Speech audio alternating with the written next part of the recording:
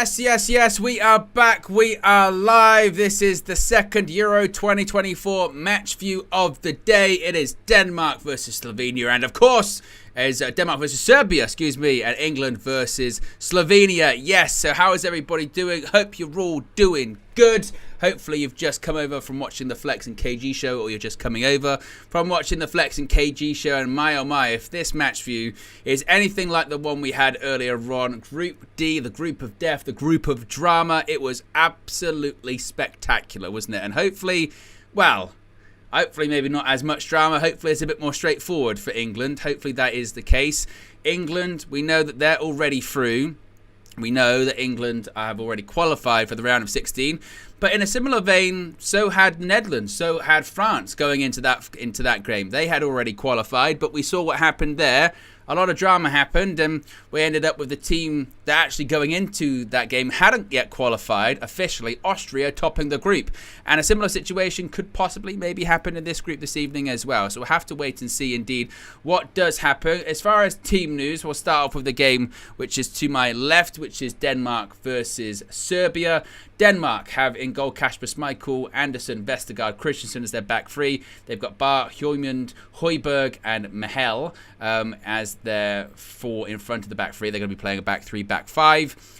We've also got Christian Eriksen as the 10. Vind and Rasmus Højlund are the strikers for Denmark. Serbia, they're also seemingly playing a back 3/5. They've got Pavlovic, Milenkovic, Vekovic, Zikovic, my pronunciation's really good.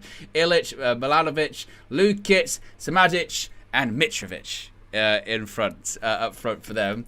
England, it was the team that was leaked yesterday, which is only one change, which is in the midfield. We'll get to that in just a second. Jordan Pickford in goal.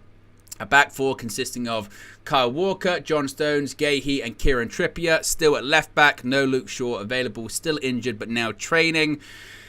The one change is Trent Alexander-Arnold is now no longer in midfield. He's now no longer on the pitch. Replacing him is Chelsea's Conor Gallagher. We've got Declan Rice retaining his position in midfield. And then it's still exactly the same, which means Bukayo Saka on the right-hand side, Jude Bellingham carrying on in the 10 position, Phil Foden carrying on in the left, and Harry Kane up front.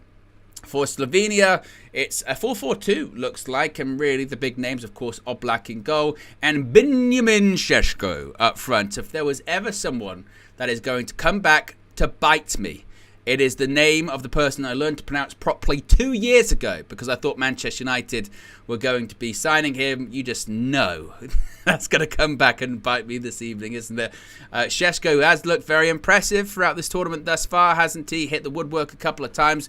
Got a terrific shot on him. Was linked with a move to quite a few different Premier League clubs, really, wasn't he, this summer? Ended up staying at RB Leipzig, signing a new contract with a release clause. I think the expectation is he's probably going to be there for maybe like a year or so before going to another big team, whether that's in the Premier League, whether that's still in the Bundesliga. We don't know. As far as my expectations this evening, my expectations are that England win. Unlike going into the game against Denmark, I did feel like that we were going to draw that game for a variety of reasons. History, we've never won the first two games at Euros. The manager, the tactics. Denmark, we struggled against them when we beat them in the Euros 3 years ago, so I wasn't shocked by that. I wasn't best pleased, but I wasn't shocked by that. This evening, I think England win. I don't think it's straightforward or pretty. I'd be going towards maybe a 1-0 or a 2-1, something along those lines. I do think England top the group, but I don't think it's going to be the exciting drama, put it that way, that we saw earlier on. I just don't necessarily see that. We spoke about this quite in depth this morning, didn't we? We spoke about it quite in depth, Flex and myself on the transfer view. I saw, once again, the interview that Declan Rice did with ITV whilst I was prepping for this. And whilst I respect Declan Rice coming out and having a bit of a go and defending himself, I just rolled my eyes. I just rolled my eyes of them deciding to sort of attack the media for being critical of them. First of all, if there was ever a group of players and a manager that has been protected by the media. It's this group of players and it's this manager. The media have been so far up their arse for the last however many years, it's been ridiculous. Finally, I find it a bit of a breath of fresh air, to be honest with you, that finally they're starting to point out what many people with eyes should have been pointing out for the longest time, which is this group doesn't play good football. This manager has no tactics, and he thinks he's Pep Guardiola with none of the tactical intuition or brain. It's just that's just what it is.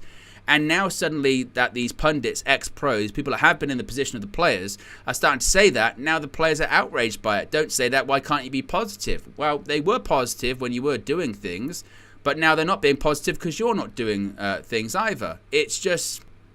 It's ridiculous. And also, now now you've got a problem. Now you've got a problem with the media coming after players. Now you've got a problem with ex-pros coming after players, because for the large majority of you didn't have a problem with that all season. You know, when they were going at it for Manchester United players, or they were doing it about going after the Manchester United manager, suddenly then it's fair game. When you have Erik ten Hag being harassed after the FA Cup final, where he's just won, by the way. He's just lifted the trophy, and they're having a pop. No problem then. Oh, it's just about being journalistic integrity. Now suddenly it's a problem. Now this is where you want to draw the line of, wow, no, come on, let's not be mean. Let's not be harsh. Let's not be ridiculous. Come on, it's ridiculous.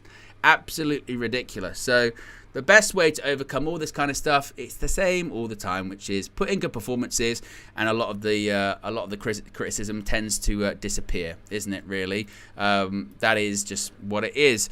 Spencer White says Gareth Southgate eats breast milk cheese sandwiches made by his mum. You can't say that. You can't say that, Spencer. I'm pretty sure. I mean, Can we throw an alleged on that? Can we throw allegedly at least on the end so we don't get done for libel or slander, Spencer? Appreciate the super chat. It's your 20th one. It's a heck of a 20th one. It's a mad one, but at the very least we'll say allegedly, okay? Because it's not really football related, that one, is it? So yes, but big up everyone tuning in. Be sure to click the like button, be sure to subscribe. As is always the case with these final group stage games, we'll have both matches on, we'll have coverage of both matches, we'll have times for both matches, scores of both matches, and actually, my hope is, so obviously, the England feed is going to be the live, super live feed, so there's no delay on that, but actually, the delay shouldn't actually be that bad for the other game.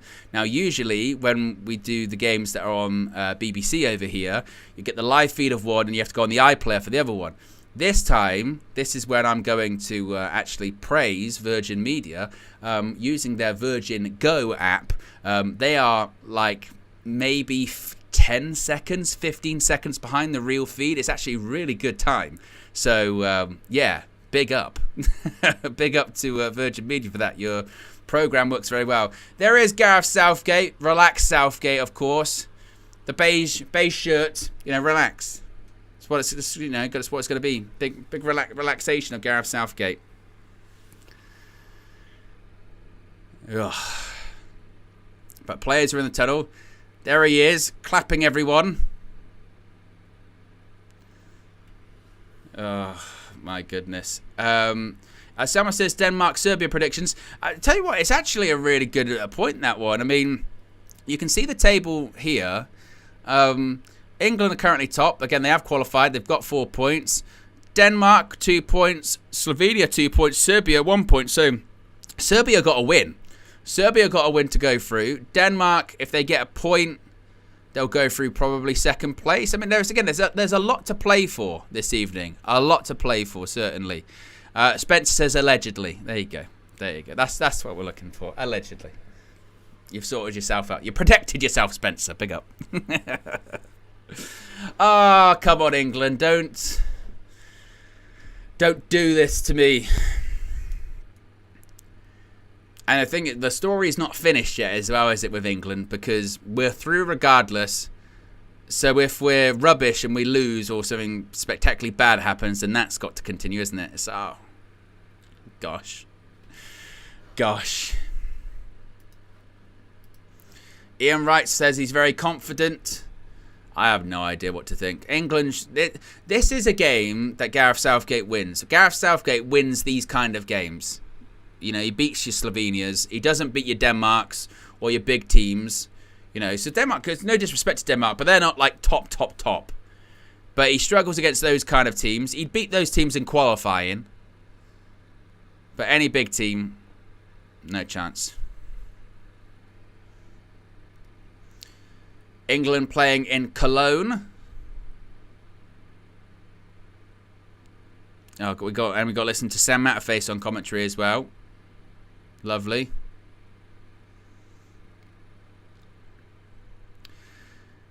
I mean, I echo what Paul Scholes was saying on his Instagram story. I don't get what the obsession is about energy when we should be focusing or have an obsession on brains. And that's what it should be. That's what it should be for. That's what it should be for England.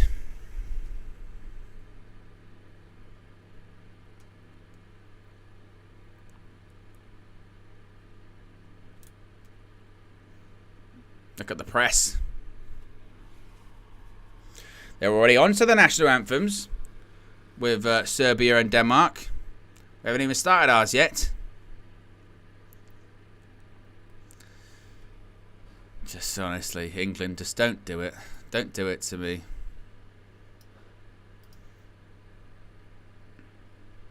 And here come the national anthems, starting with Slovenia.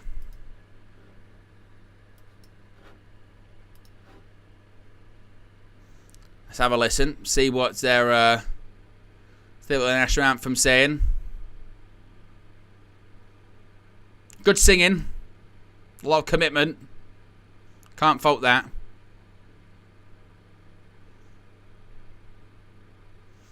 Of course, if you missed the match view we did earlier on, Group D, absolutely terrific. Ralf Rangnick, yes, former Manchester United interim manager Ralf Rangnick guides Austria to the top of Group D, a group that also consisted of France and the Netherlands. Fantastic, absolutely brilliant. Brilliant, again, unbelievable achievement by Ralf Rangnick.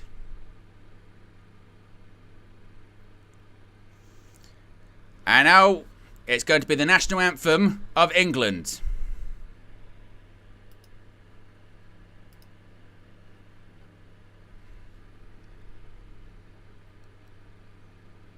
We're not very good at sort of timing it right, are we, with our national anthem?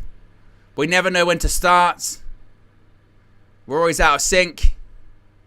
Kyle Walker's still saying God Save the Queen.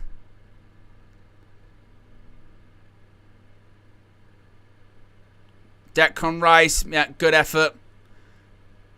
Good effort by Kieran Trippier. Same with Jordan Pickford. Harry Kane, very strong as well. And Gareth Southgate gets it right too. And we have to go commercial. We have to go commercial. England, Slovenia, mere minutes away from kicking off.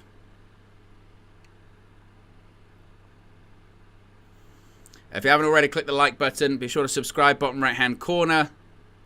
I can't promise the excitement of the games that we had earlier on because it's England. You'd hope that Gareth Southgate was going to make a strong statement. He's made a change, one change, which, by the way, was the change he's made in every game so far. His first change. The first change he made in that opening match against Serbia, Conor Gallagher comes on. Same when we're playing Denmark, Conor Gallagher comes on. That's all he's got. It's like the Wizard of Oz. There's nothing behind the curtain.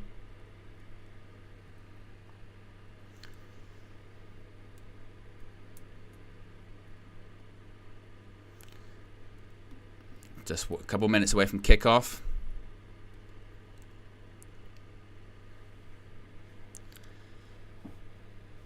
Come on. I want to be sitting here 45 minutes time and be like, right. Be sitting here and be like, oh, good England. Well done, England. Look at that. Huge support for England in Cologne.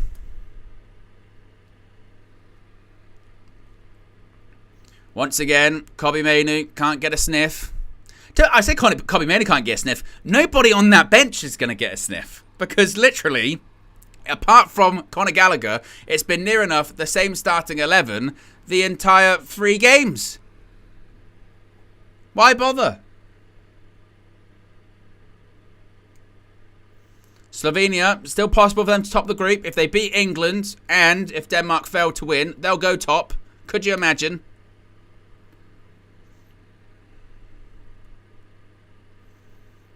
Jan Oblak, legend. Great goalkeeper. And Benjamin Šeško. This is when I'll have to say his name like a villain. Benjamin Šeško. If he does to me what I hope he doesn't.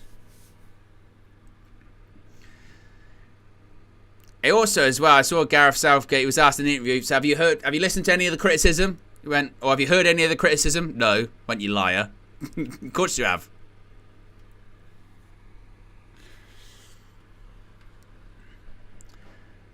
Right, the scoreboards are ready, the timers are ready. All that remains is to click start. And this one could actually be pretty in sync. Hopefully it is going to be. The countdown is on. 10, 9, 8, 7, 6, 5, 4, 3, 2, 1. England kick off. As we wait to see what the delay is for this one. And it's kicked off in the other game. Look at that. Not much delay at all. What's that a delay of? Like 10 seconds? I told you. I mean, Virgin Media. Yeah? Me and you, we've had a difficult relationship. And now we're in a good mindset at the moment, me and you, Virgin Media. We get on now. We're civil. We've had our moments. But one of the perks you get with Virgin Media. So, thank you. Thank you. Virgin Media, go. Very good. And that's probably the height of my excitement, really, is going to be saying, well done, Virgin Media.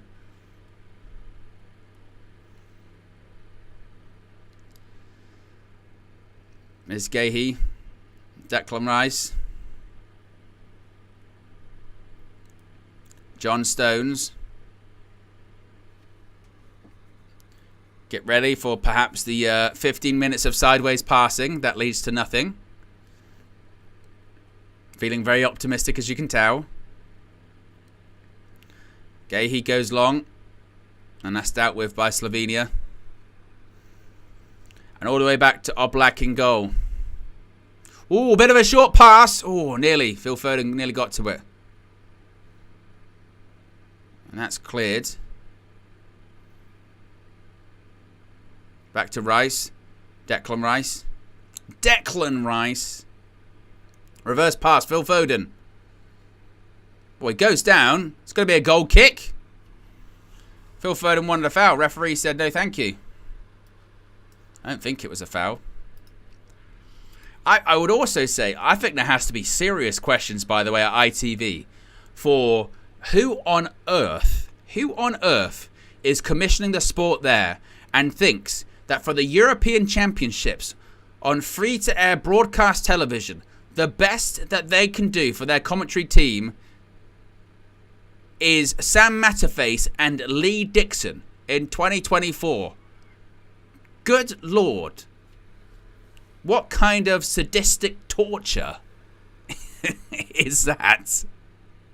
My goodness me.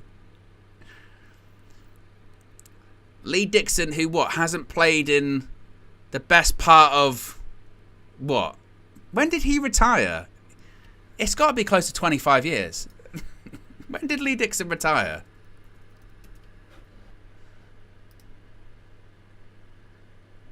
(2002).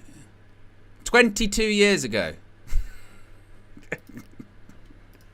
Got that cutting edge, that cutting edge modern kind of feel of it. Bear in mind, you've got Clive Tilsley and Ali McCoist on the payroll.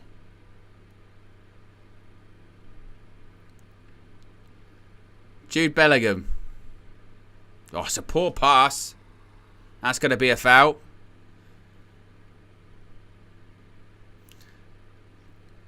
Conor Gallagher is on a booking, by the way. If he gets booked, he'll miss the next game. And Gareth Southgate will probably cry. You know, he'll do the Aguero, Pep Aguero meme. We cannot replace him. Why? Well, we couldn't with Calvin Phillips. You know, Calvin Phillips, Jordan Henderson. Gallagher was the heir apparent. Slovenia coming forward. Turns. Ball in the box.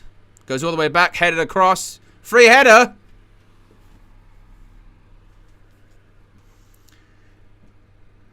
Jordan Pickford's pointing and saying, come on.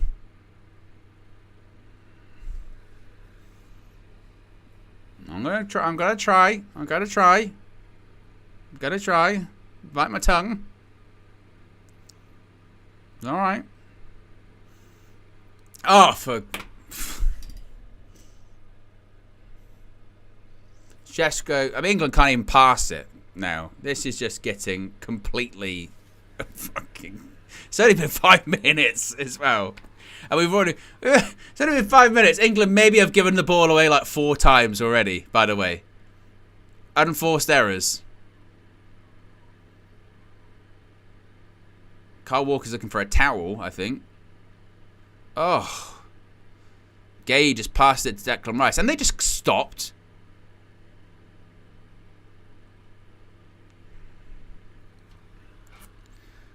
But already, Slovenia look very set. England do not. For reference, in the Denmark-Serbia game, still 0-0. Actually, what stadium is that? Is that the Allianz they're playing at? Because the stadium that Denmark and Serbia it looks like staggeringly from pitch level. Looks staggeringly like the Bernabeu. Is it at the Allianz Arena? It is. I think they've changed the nets or something, because it looks very Bernabeu-ish. Throw into England.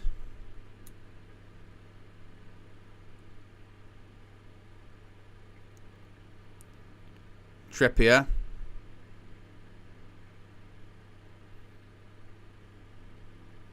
England passing out from the back. Red Devils 99 says, stop complaining, Owen. They're missing their main player in Phillips. Do you know what the hilarious thing is as well? With the Calvin Phillips thing is, he picked him for the World Cup squad. I don't think he selected him for a single game at the World Cup.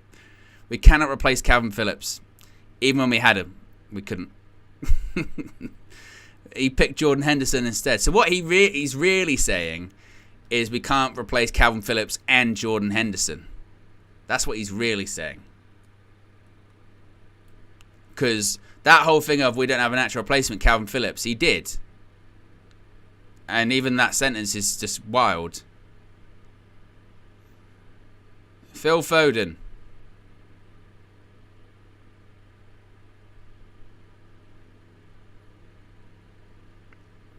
John Stones. Gahey. Harry Kane dropping in deep. Goes for a switch. It's unlucky. It was a good pass towards Saka. Intercepted. And that's blocked out for a... is that a throw in?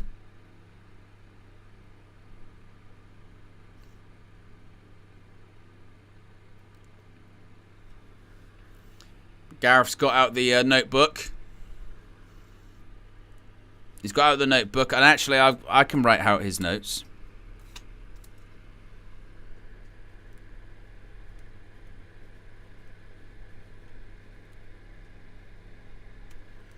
I've actually got an exclusive here. I've got Gareth Southgate's notes.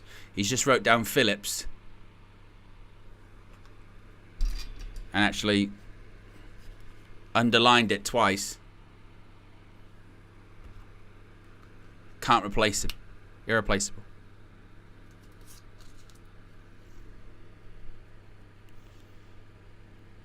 Kieran Trippier.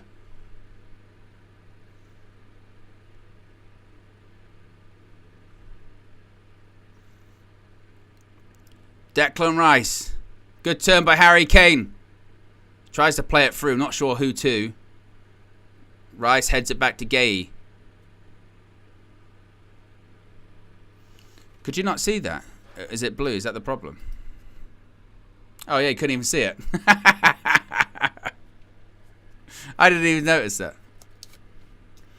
Well, that joke's shit then, isn't it? I promise you it was good.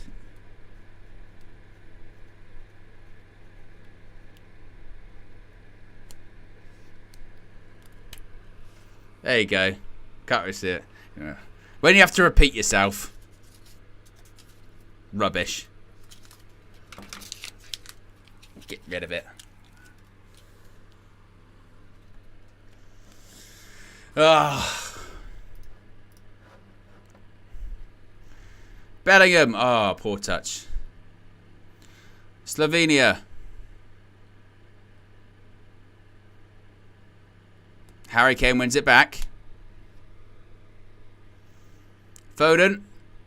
It's a ball through. Phil Foden's into the box. Whoa. I'm not sure. He was looking for Bukayo Saka, and I think he was offside.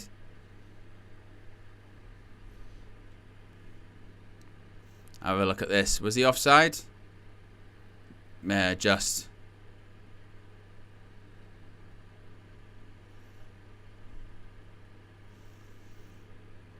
Nearly 10 minutes gone in both games. 0-0, no goals. No real chances yet.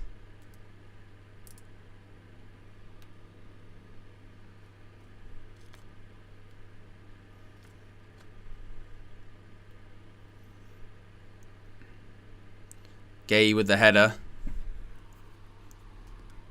Stojanovic.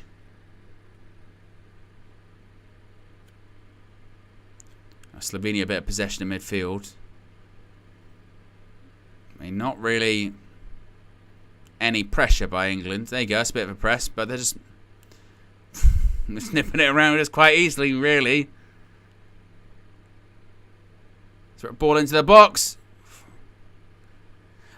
Maybe it's just me, like, just my thought of just watching England or whatever, but every time Slovenia go forward, I feel like they look like they're going to score.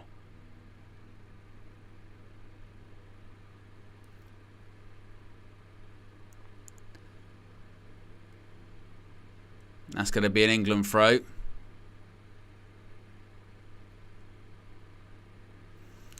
That's a heck of a wig.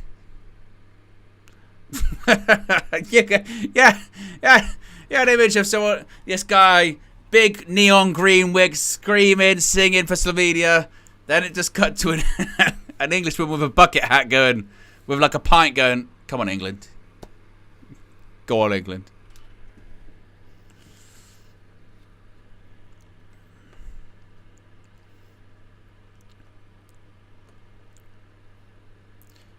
Gahey, Kane,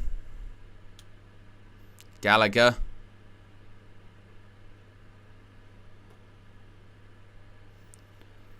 Declan Rice. Declan Rice. Wait a minute. Declan Rice, man. Wait a minute. Jude Bellingham, Trippier. Oh, I mean, I'll wait for this to play out because hopefully I'm wrong. But my God, England are so easy to defend against. Like, the speed in which they don't move the ball, the speed in which nobody moves off the ball is just so flat. Trippier.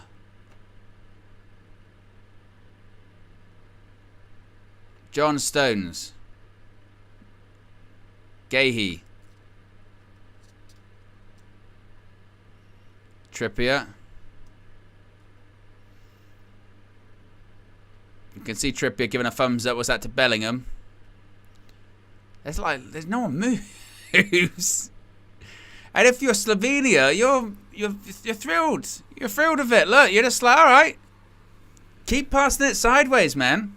We'll get the ball. If you come at, if you try and play a good pass through, we'll intercept, no problem. It's not as if it's like, oh, we got to react really quickly too, because it's really slow. Switch. And it's out for a throw-in. Terrific!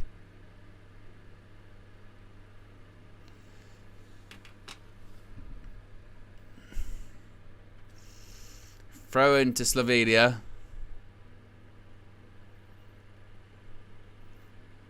Hoofed up the pitch. Foden nearly wins that header. Gallagher. Declan Rice.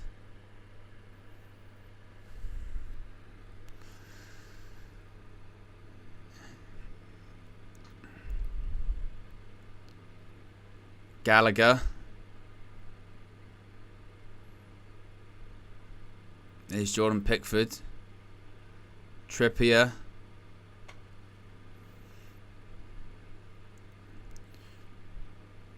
I mean, it looks like that Phil Foden's in the 10 and Jude Bellingham's like on the left.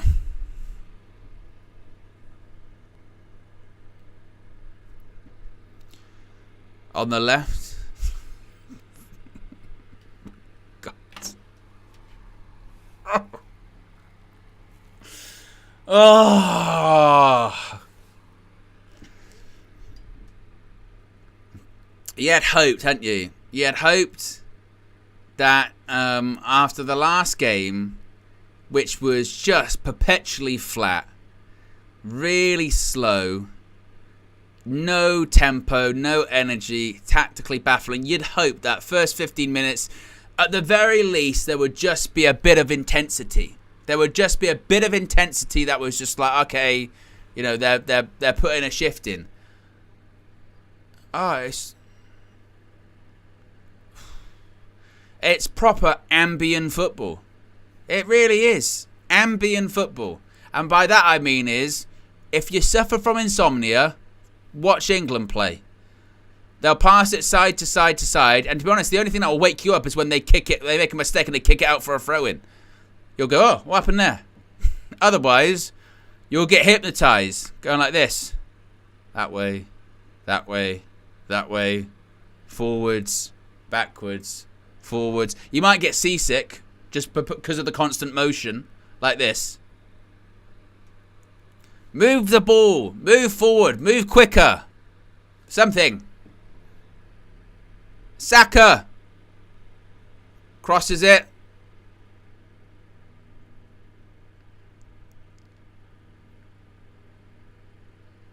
And here comes Slovenia. Counter-attack.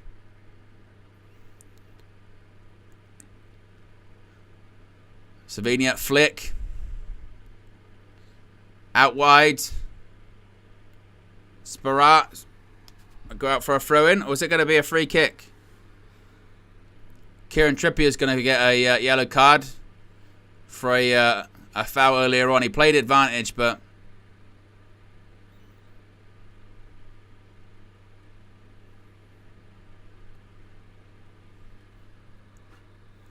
it was a foul.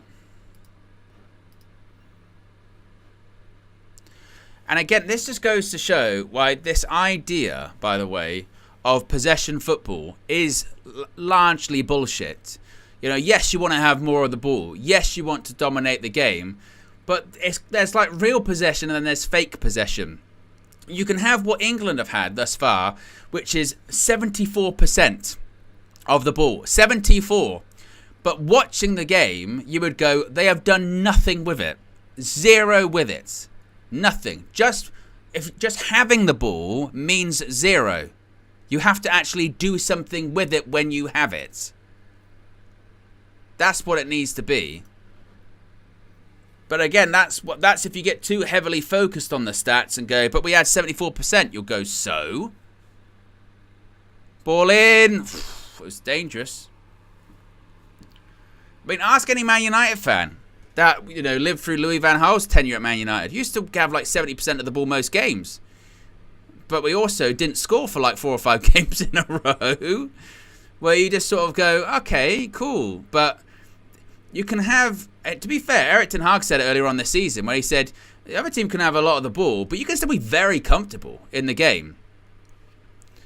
You know, if you ask Slovenia at the moment, oh, did you feel like you were proper backs against the wall or you were really uncomfortable? They'd be like, no. Yeah, they had the ball for a bit. They'd have it for like a 10-minute period passing it sideways, but we were fine.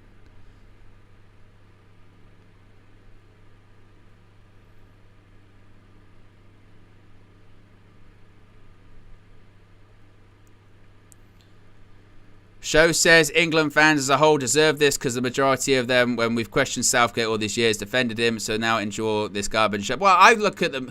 I look at particularly the media. I look particularly at the media. I mean, for me, again, I had the proper side. I look at him after that first World Cup in Russia. I was like, wait a minute, you've had the best run to a final that any England manager could possibly wish to have. And then after that last Euros, that's when I was like, no, thank you, no, thank you. Trippier, Foden, and my other thing I would say is, for all of the talk about how great an environment he's made it for the England players, Rice, that's better. Trippier, great goal. Yes, come on. Flags up. You shit. You shit. Oh. That was a good goal as well. That was a good goal. Is off. Was a good goal. It was a Gareth Southgate dream goal. He would have turned to Steve Holland and go, see, I am Pep.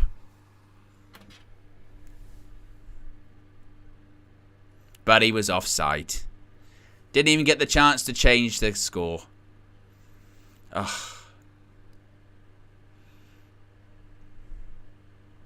Well, as my style advisor says right there, yes, 20 minutes of pain, 3 seconds of joy. Yeah. Ugh.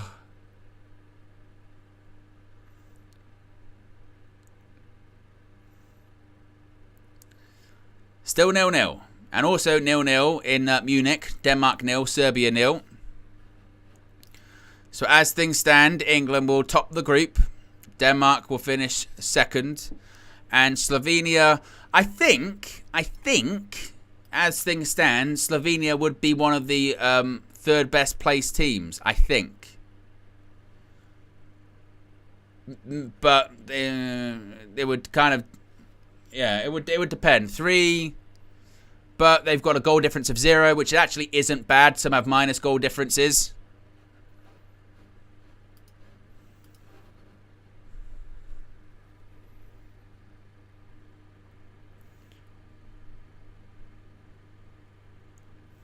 Jordan Pickford goal kick goes long.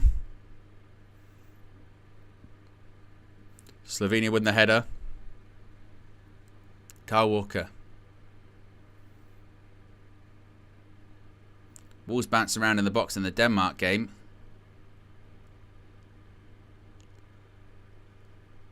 Ball in. Ooh.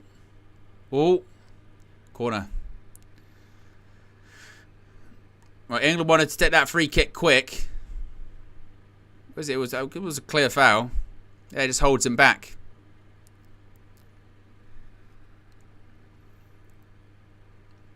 Of course, England are already through. They are confirmed. So we are going to play in the round of 16. But against who? This is what we're here to find out.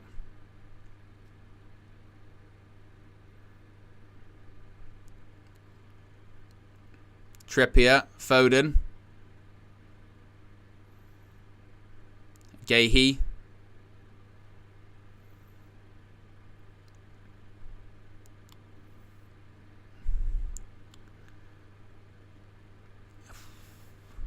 And again, after watching, do you know what it is too?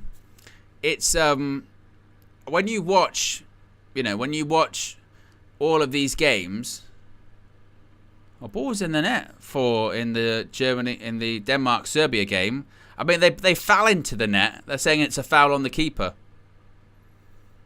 It won't count, obviously. Given as a free kick in the end.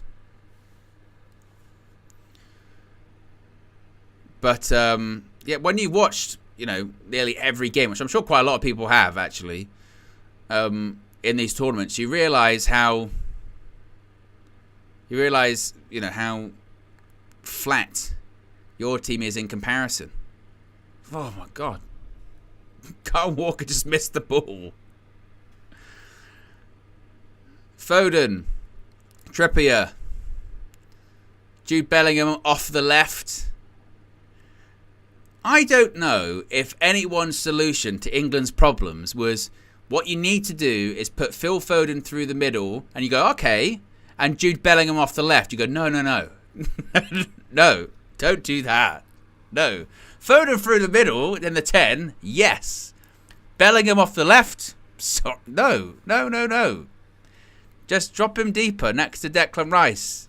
Put Anthony Gordon on, Cole Palmer. Do something like that.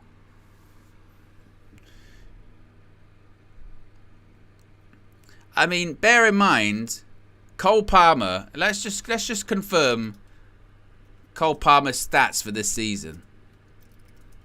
I just want to make sure we get these completely accurate. Yeah? Cole Palmer in the 23-24 season had 27 goals and 15 assists. He has not played a single minute in this European Championships. Not a single minute.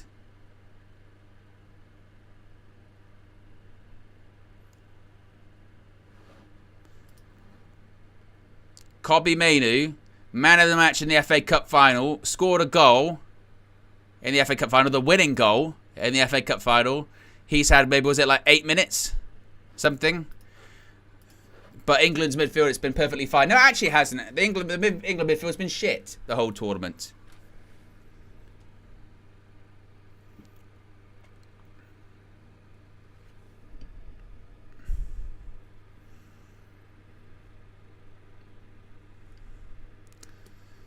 I wonder what, when Southgate selected these players for the squads, I wonder what he said to them. Whether, because he named that provisional team that had the likes of Grealish and all that in it. I wonder if he said to them, right, guys, I've got to send you guys home. I really apologise. Oh, and by the way, the majority of you that are here, you're not going to play. Oh. Well, we're going to get some minutes. Probably not. Oh, well, so we're going to go out early in the tournament. Hopefully not. We're just not going to play you. Oh, right.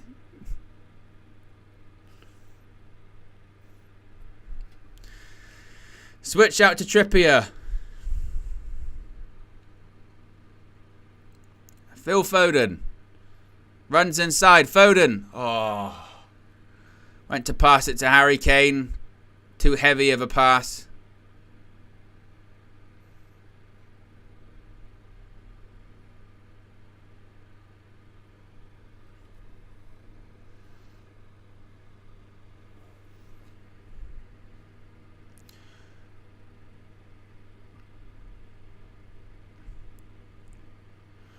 Honestly, the biggest indictment you would say of Gareth Southgate's England is every game feels like a friendly. In that it's slow, it's flat, and nobody gives a shit. And the result is almost like, indifferent.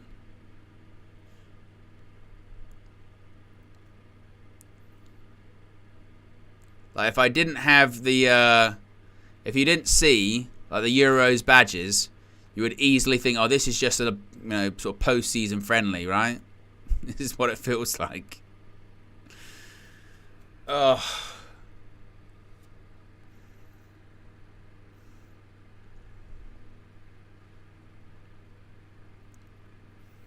Saka, Kane. Oh, wins it back. Jude Bellingham. Bellingham's great tackle. Whoa, he flew into that one. Bellingham wins it back. Phil Foden. Trippier. Foden. Trippier. Oh, Sam Atface going a bit more aggressive by England.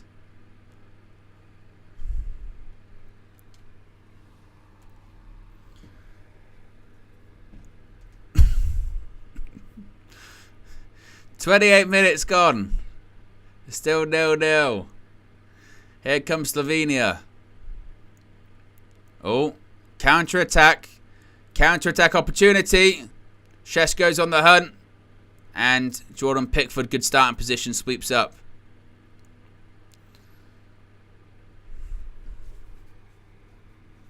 And again, one of my biggest frustrations of all of this is, whilst I'm glad that people are trying to now sort of are pointing this out, this kind of stuff for England, for under Southgate, this is nothing new. This is perfectly on brand. Declan Rice. Kane turns. Shoots and blocked. Trippier. Phil Foden. Ball in. Goes out for a corner. It was a decent cross by, was it Foden? Was it Trippier? It was Foden.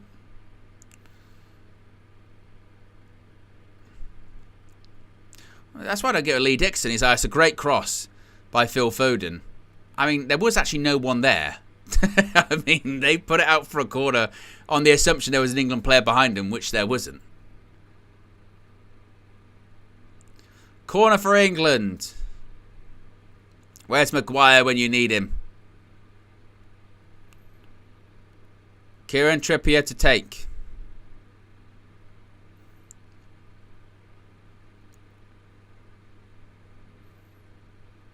Trippier, ball in. Harry Kane.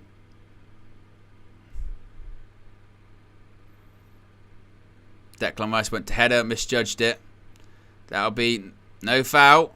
Kane shoots. Held by Oblak. Is that England's first shot? It is. It's 31 minutes. 31 minutes. 74% possession. That is our first shot of the game. Harry Kane from like 20 yards out or something, right at Jan Oblak. Not even anything like a tester. What a crock of shit. Oh my god. At this rate, well, that's your half-hour shot. You have to wait till 60 minutes to get another. Okay. Here comes Slovenia again. Shoots. And Pickford will pick that up.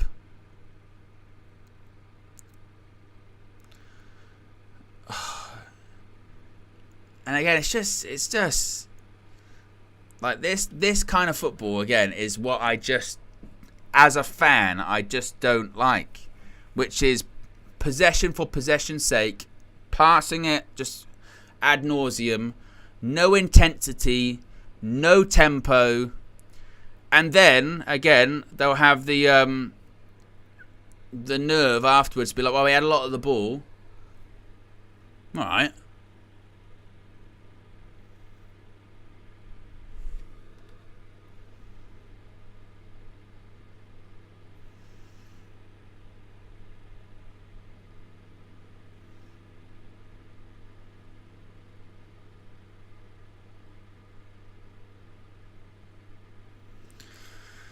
Ugh.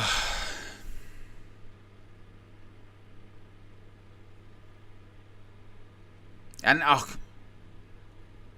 now the commentators are having the nerve to blame the fucking pitch. It's nothing to do with the pitch, okay?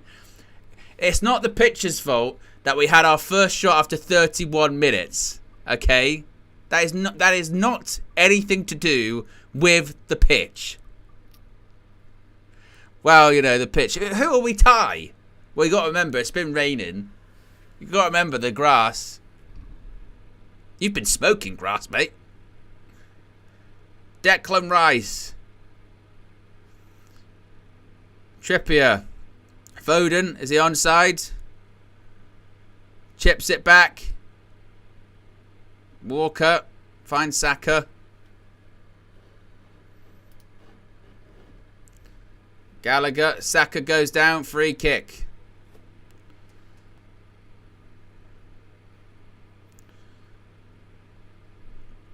That's a foul.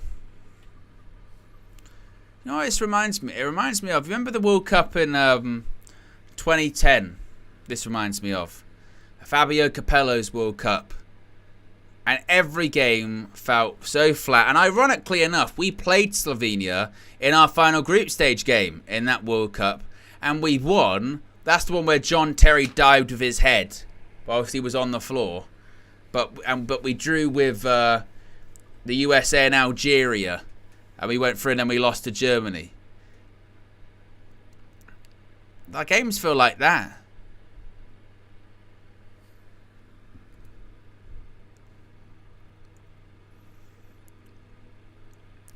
Free kick. Trippier and Foden are standing over it. Foden! Another shot! Come on! Come on! Another shot!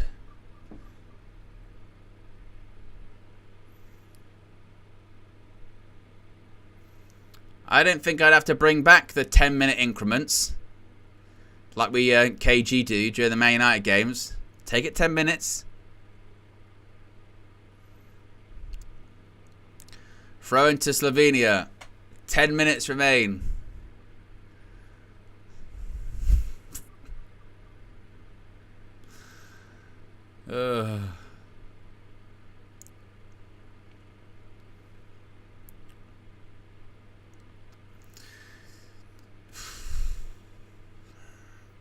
Slovenia with a bit of rare possession because they've been so under the cosh in this first half, haven't they? Backs against the wall. They've been fighting. Oh, no, they haven't.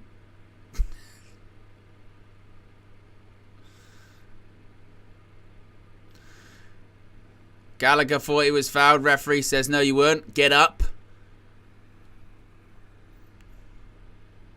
Slovenia on the attack.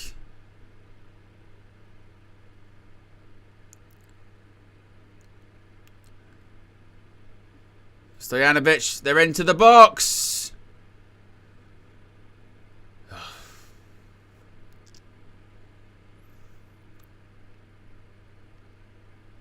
Oh, God. Kieran Trippier, you are having an absolute stinker. You can't pass the ball. I mean, I'm sure the Newcastle fans will say this is no surprise to us. He's been like it all season. I mean, there are rumours that he might leave. But, my God. But it's good that we've got lots of different options to bring on at left back. Oh, no, we don't. Oh, no, we don't. We've got Luke Shaw, who's now back in training. But we don't actually have any left-footed left backs. What, in the entire country? No, actually we did. We had Mitchell and Chilwell. I know that, Chilwell's not that good, but we did have options. We just decided arrogantly, oh, we'll be fine. We'll play without a left back, a proper one, for the group stage. It'll be cool. So Luke Shaw is definitely going to be ready for the round of 16 game then. You don't know. well, maybe. He might be ready for the final. Not of this competition, of the next Euros in 2028. Oh, lovely. But let's face it, until then it might actually be touch and go. Yeah.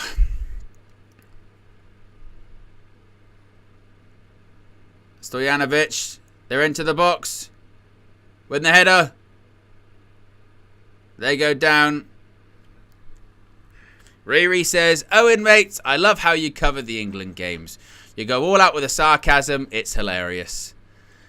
I wish it wasn't. But it's just, it's ridiculous, isn't it? Like, it's ridiculous. And I really, really, really wish that I was proved wrong. I really wish that in all of these games I'd be like, you know what? I didn't think that they could do this. I had massive reservations, but Southgate proved me wrong. These England group of players proved me wrong. Oh, Denmark have a chance. Sky over the bar. But you know what it is, yeah? It's made me... Oh, what a knee slide by Jude Bellingham. You know what makes me realise is I'm turning into my dad. And the reason I say that is because whenever I talk to my father about England, like I remember when we played in the last Euros and we beat Germany in that round of 16, and it wasn't a good Germany. I'm with you there, but it wasn't a good Germany. But still, that felt like a big moment, didn't it? It felt like a big moment of, oh, wow, we beat Germany in a major international tournament. That's big for England. And even as we were going through the rounds, all he would say to me. And again, he's right because he's watched England more than I have for in his lifetime. He's older. He was like, but they'll let us down eventually, or they won't win eventually. I was like, how could you say that, Dad? How could you say that? Don't be so negative. And he was like, son, every 2 to 4 years for my lifetime, in my lifetime, I have been disappointed by what's happened in international tournaments. I don't expect it to change anytime soon. And I was like, you don't know what you're talking about, old man. And turns out he does. Turns out he's right. Trippier. Ball in! Oh. Somehow it's missed Conor Gallagher and Harry Kane. Look at this. Oh.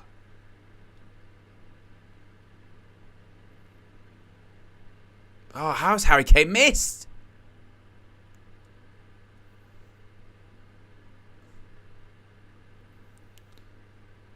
Oh. 5 minutes to go to half time. England 0. Slovenia 0. Denmark 0. Serbia 0.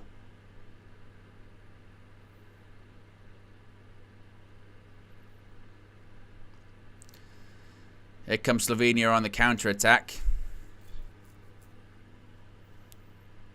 Given back to Pickford. Wasn't the best pass either from Kyle Walker. Luis says, has been a member for 20 months, by the way. Big up, Luis. Appreciate 20 months of support. Says, watching England makes me appreciate Man United so much more. LOL. Well, look, Manchester United, you know, they might not be good for your health at different points. But, imagine you had to watch this every single week. I mean, again, United fans did kind of for a while with Louis van Gaal and all that. But, my word. Javid says, Owen, whose England shirts did your dad buy for the Euros? He doesn't really do them anymore. He did for a little bit. But then, like, I mean, he became very cynical about England. Just like... I told you the one where he bought an England shirt. How was it? After Euro... I think it was after Euro 2004. I don't know why he decided to do this, thinking back to it, because who buys the shirt after the tournament? I don't know. Harry Kane's going to shoot! Blocked. He bought a Paul Scholes shirt after Euro 2004, and then Scholes retired. Which is hilarious.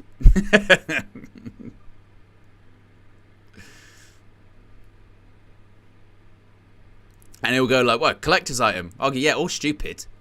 I mean, more so stupid, Dad. It's not really collector's item. Who's collected it? Maybe now.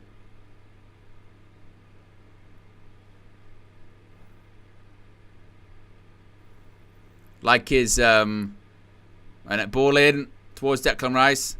It's like his, when he got the 21-22 season. He went, I've got a shirt. On the back, it says, number 7, Edison Cavani. And I went, that's tremendous, Dad. A week later, Cristiano Ronaldo signs for Manchester United. Is he going to change it? Yep, they've got special dispensation. He's Ronaldo's number 7. Although I thought it was really harsh, they wouldn't let him change it. which was bullshit. That was harsh. But then again, he just goes, collector's item. Okay, but who's collecting that, Dad? Who's collecting wrong memorabilia? Wrong shirts? The market is not very saturated. Or just the demand is not very high for that one. I tell you what I am really searching for. I'm looking for a 2021-2022 Cavani shirt with the wrong number. Is what I'm looking for. We've got one. We've got one. Red Baron says, why does that ref look familiar? He's the one that they said was what's his name? The Arsenal player's dad. What is the Arsenal player's name? I'm blanking. Trossard's dad. That's it. Thank you. CH.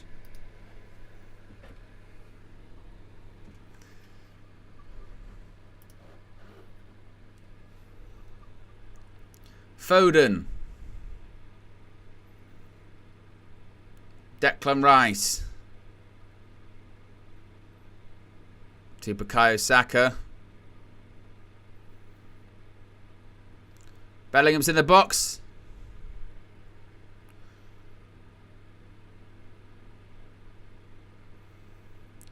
This game is shit. Just wanted to make that perfectly clear.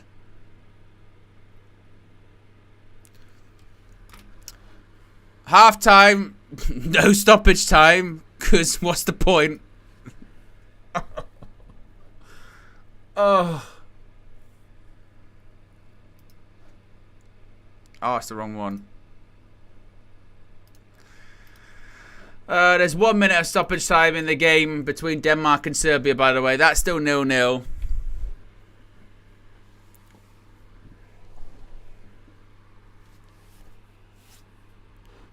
Serbia on the attack. Let me see if I can get my sound up on this one. Oh, it'd be good if I could. There you go.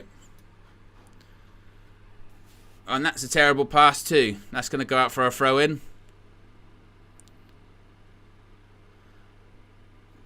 They've just got 15 seconds left in this. I say that like I'm going to get anything out of that game.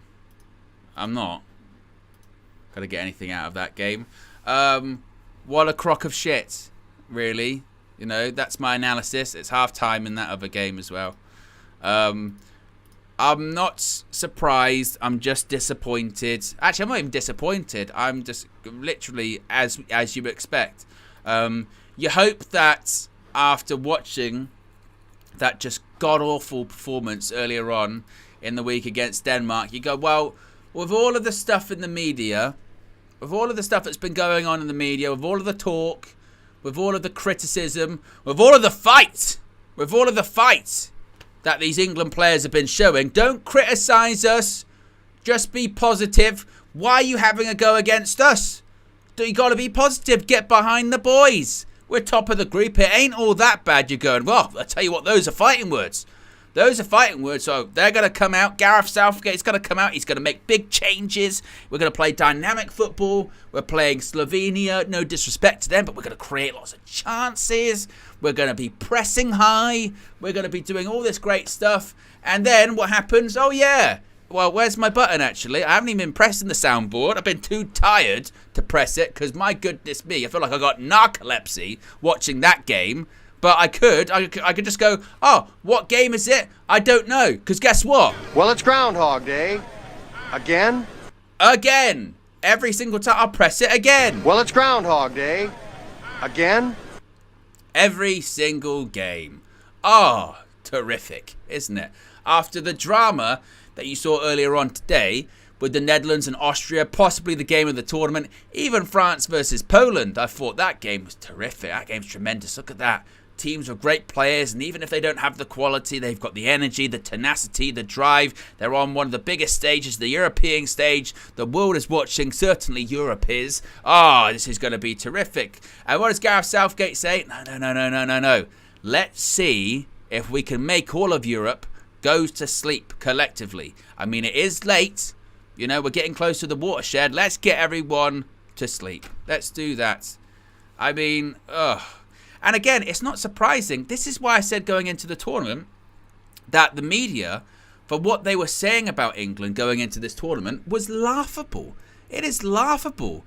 When the media said, well, it's now or never for England, well, then it's never. Because it's definitely not now. If you've watched England play for the last 3 years, you will see this is completely in line with how England have played under Gareth Southgate. This is nothing new. That's my point of frustration. My frustration is not that I'm surprised and I expect more. My frustration is that I expect this. And it's been this for however many years. That's my frustration. So spare me the talk of, England fans are just really entitled. They think they should be winning everything. I don't think so at all. I don't think so at all.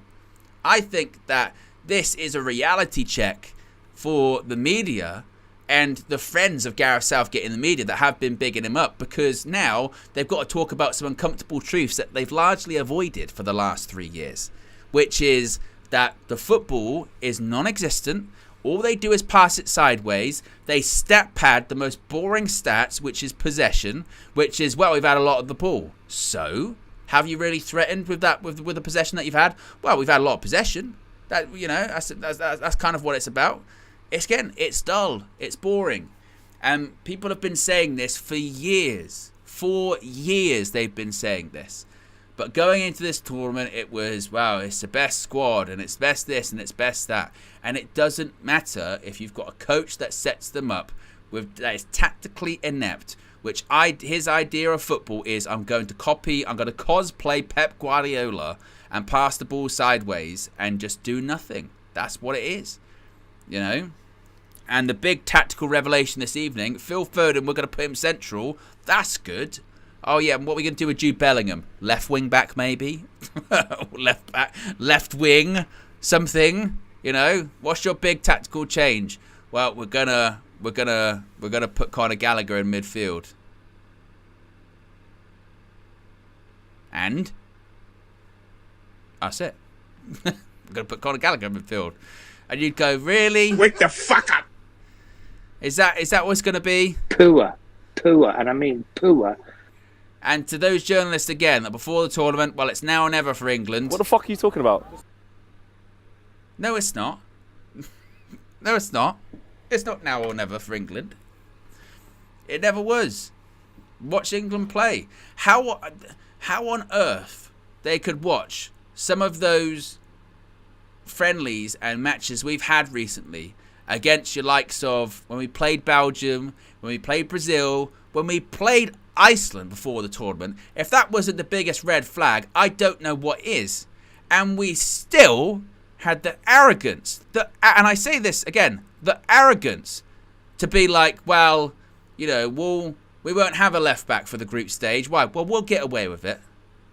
We'll get away with it. Why? Well, we're England. We've got great players. We'll play Trent in midfield the first 2 games. Well, you're going to play a right back in midfield, even though you've got midfielders. Why are you going to do that? Well, you get away with it against the little teams. You get against the little teams. The little teams. These are the same little teams that when we played them, like Iceland, we couldn't win. So where is this confidence? Where did this arrogance come from? Because on the major stage, and certainly recent form would indicate that there's nothing to be overconfident about. Nothing. And you know, as things stand right now, England top the group. So that would mean most likely, I mean, who knows? It means we go up against. I mean, winners of Group C play third. That could come from Group D, E, or F. That potentially could be the Netherlands. It could be, you know, Slovakia. I mean, I don't know. We'll see. If it was the Netherlands, we'd probably lose, in all honesty. And the Netherlands aren't great, but they can score goals and they play with a bit of intensity, which England just don't do. And again, but it's not surprising. I'm not sitting here complaining because I'm shocked. I'm sitting here complaining because it's entirely devastatingly predictable. I mean, if you want to put a bet on England not to win a tournament. You know, you won't get very good odds, but you know, it just again, And now, hopefully, finally, I think it's too late, but finally they'll call out Gareth Southgate just towards the end of his tenure.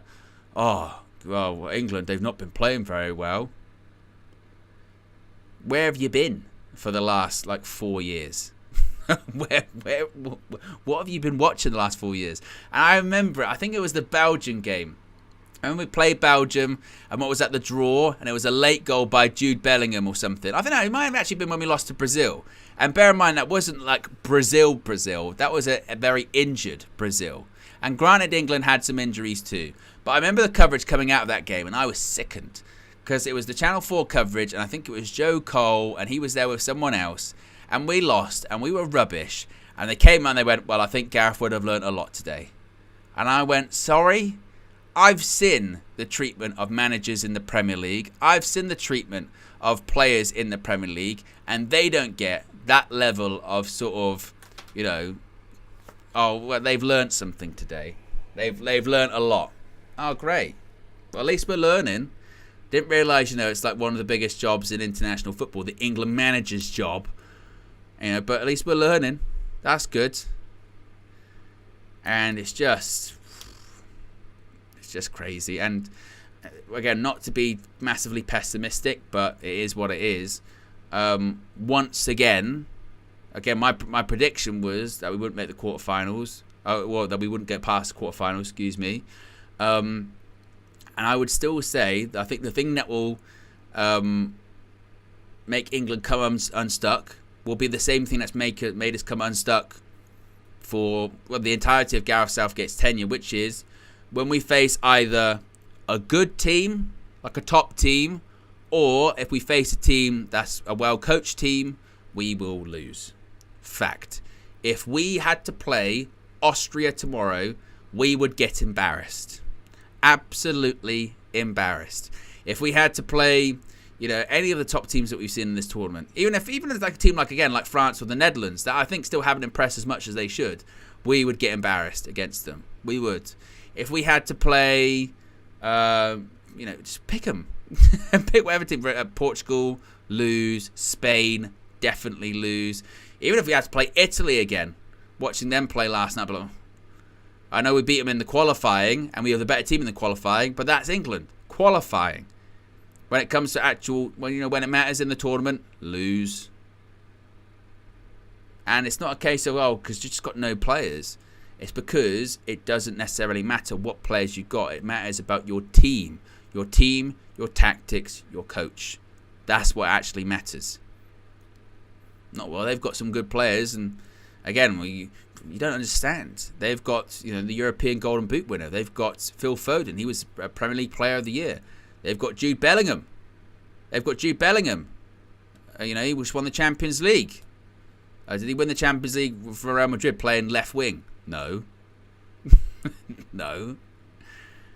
So, again, forget the top teams. Again, even a team that's well coached, i.e. in Austria, would embarrass us.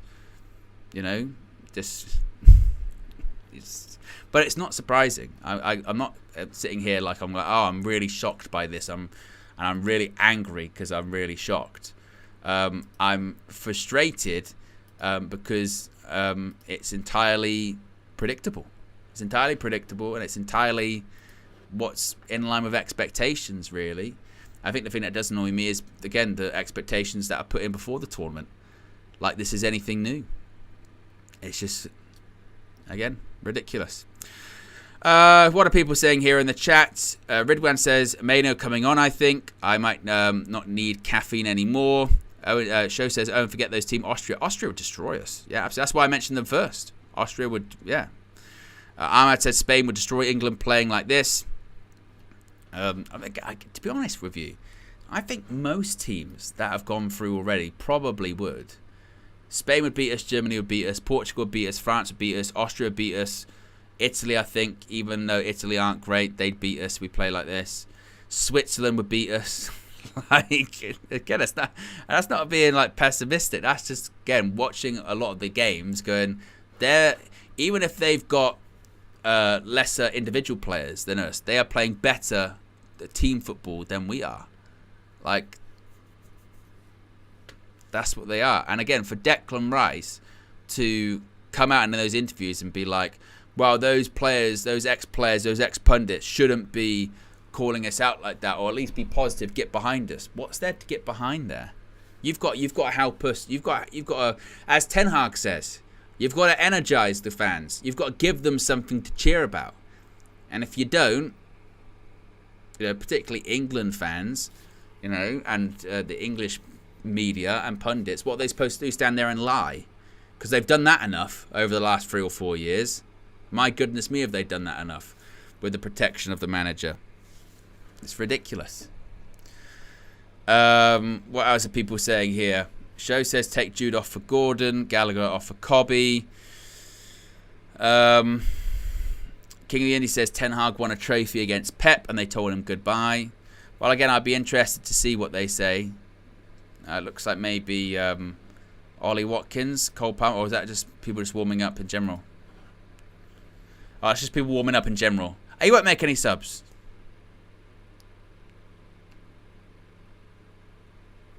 Cobby Mainu is stripped off.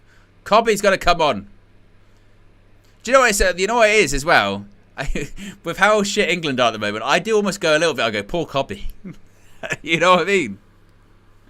Get him away. Cobby's coming on. It's got to be for Gallagher. Good.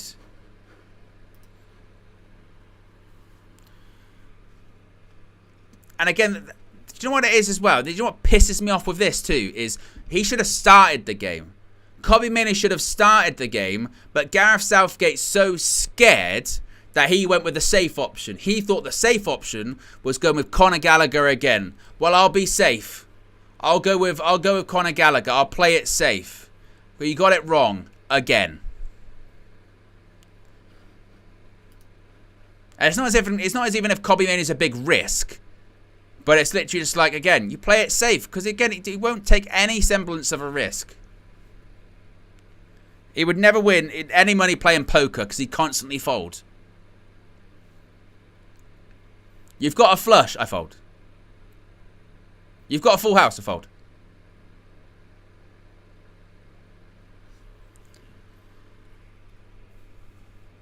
Should have, again, and bear in mind, yeah, Trent in midfield, wrong. Gallagher in midfield, wrong. This midfield experiment, he's 3 games in and he's still getting it wrong.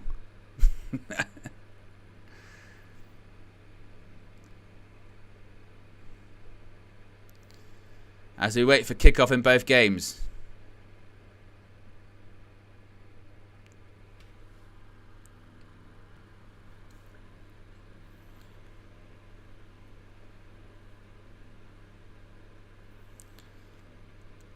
Waiting for the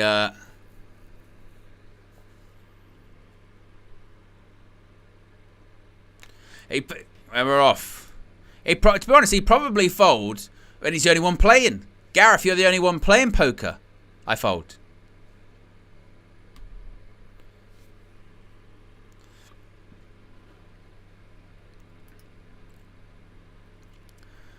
We wait for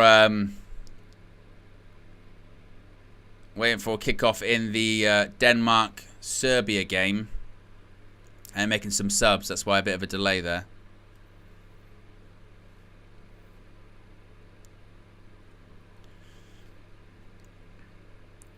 But that's the sub at halftime.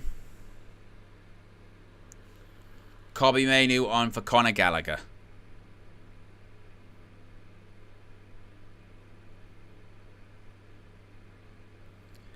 And we're off in the other game.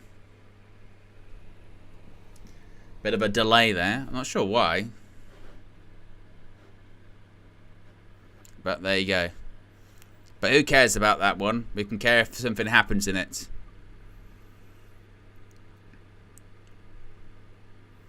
Foden, who's looking for Cobby Mainoo.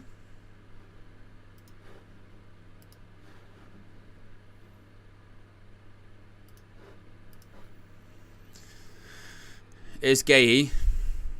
As Paul Scholes said, I mentioned on Instagram, when he was like, I don't know what our obsession is with energy, when it should be, our obsession should be more with brains.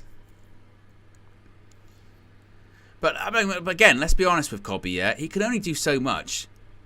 I mean, if the England team is completely static, you know, and not moving, then there is a big chance he can just fall into that trap.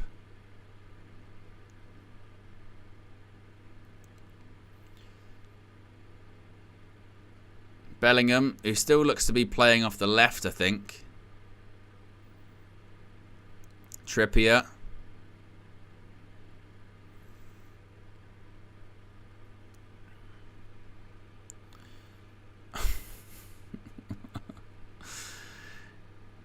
Here they come on the counter-attack. Bukayo Saka there recovers.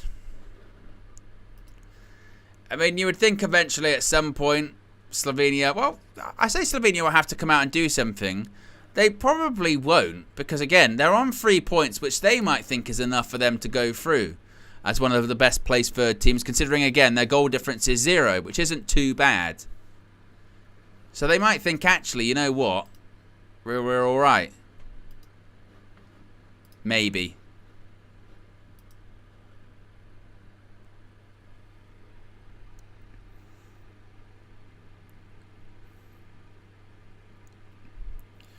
Sam Matterface says this group has not been one for entertainment. Well, isn't that the understatement of the century?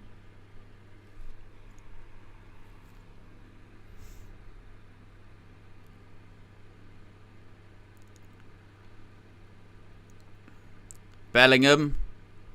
Kyle Walker.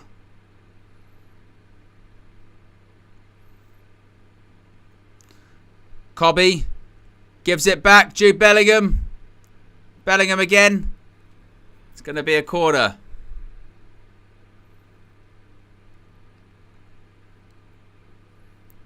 Oh, Denmark nearly scored there. It's a cutback. Nearly went in.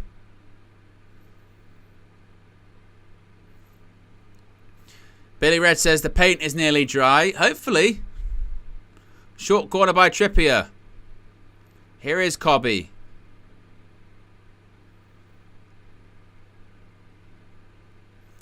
Ball in. Headed across goal. To no one though from Harry Kane.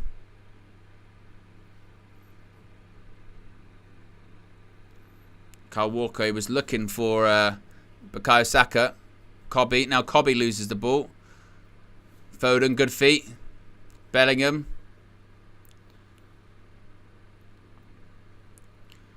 Declan Rice. Bellingham. Tried to find Harry Kane. Now Slovenia on the counter-attack perhaps. Gahey wins the ball. Here's Bukayo Saka. Go on, run at him.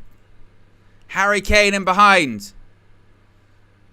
It's a little bit better. At least, come on, a bit of energy, a bit of something. Give the fans something to cheer about.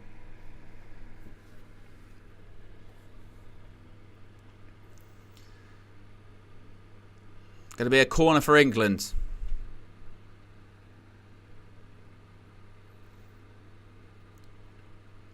If you haven't already, click the like button. Be sure to subscribe as well. Bottom right hand corner. Reminder, we'll be live tomorrow morning, 9 AM. Fleck and myself for the transfer view. Corner put in by Trippier. Kane.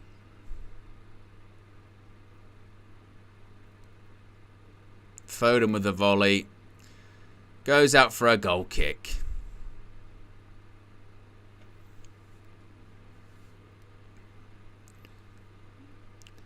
$50 minutes gone. Well, nearly 51 in this game. Nearly 50 in the Denmark game. 0-0.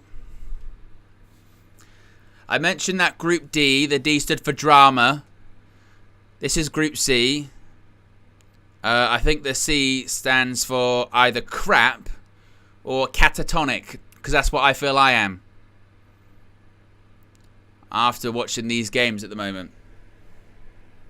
Or actually coma. Maybe the C's for coma. It's probably more appropriate, isn't it? Group D, drama. Group C, coma. Cobby.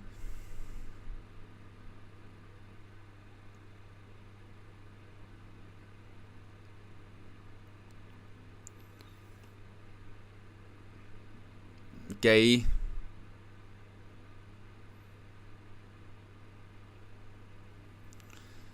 Foden. And again, as they're pointing out on commentary, and it is true, that, you know, as much as England is doing nothing here, they're fortunate in the sense that similarly nothing's happening in the Denmark-Serbia game. Because if there was something happening and Denmark score, say, then you're going into second place, and then you're going to be facing, oof, nasty landing. Be facing Germany.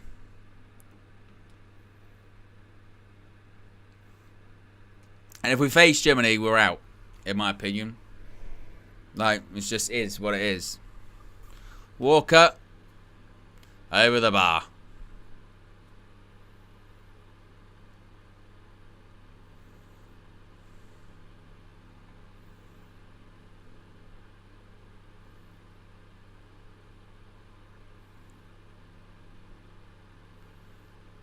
Right, he was having a good time. That's probably the most energy we've seen.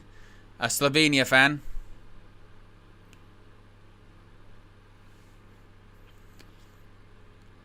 Ethan says Mano is 5 minutes already.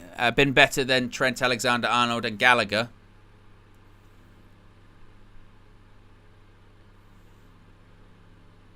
Kane. Oh, it was a good ball towards Bellingham. It wasn't the best touch. Gonna be a goal kick. It was a great ball by Harry Kane.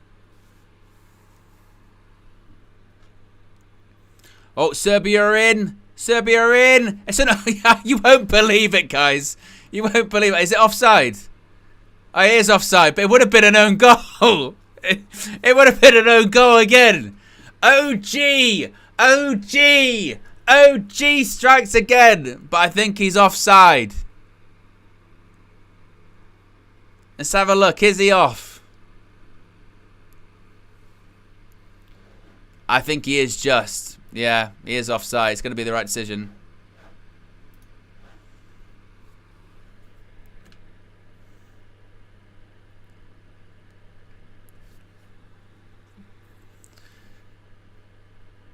Just waiting to double check.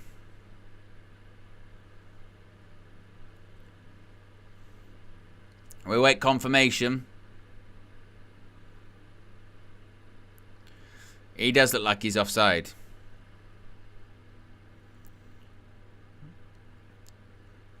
Just waiting to see if it is confirmed. Look at that. Djokovic in the crowd. Djokovic!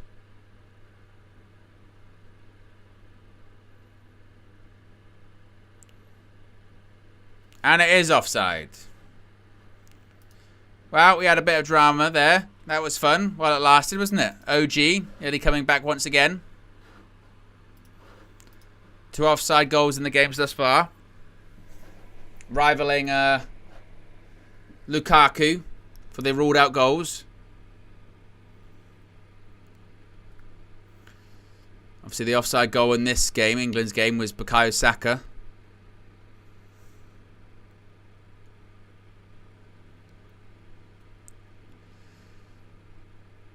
Is Declan Rice.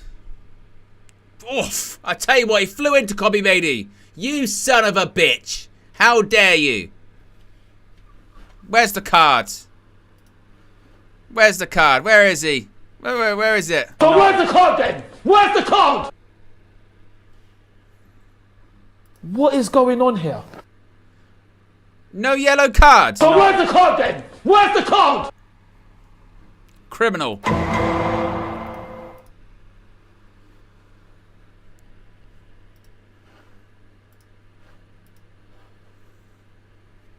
Disgraceful.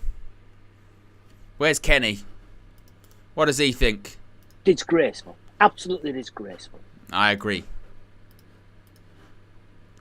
Phil Foden. Oh.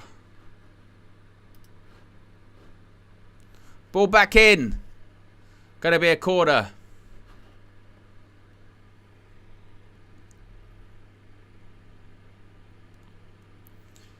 I was taken just off the head of Harry Kane there.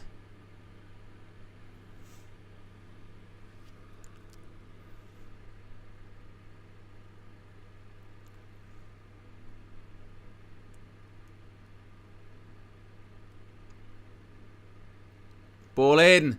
Headed by Rice. Overhead kick. Free kick. It was headed by Stones, actually. And now he might have kicked him in the head. While people surrounding him. There was John Stones. There's a bit of head tennis, and then Bukayo Saka goes for an overhead kick.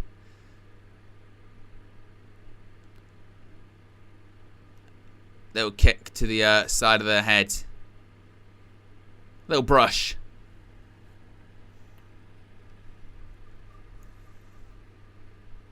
Looks like he's fine. Oh, I tell you what, yeah, you see when the Serbia player was offside when they had their goal against Denmark.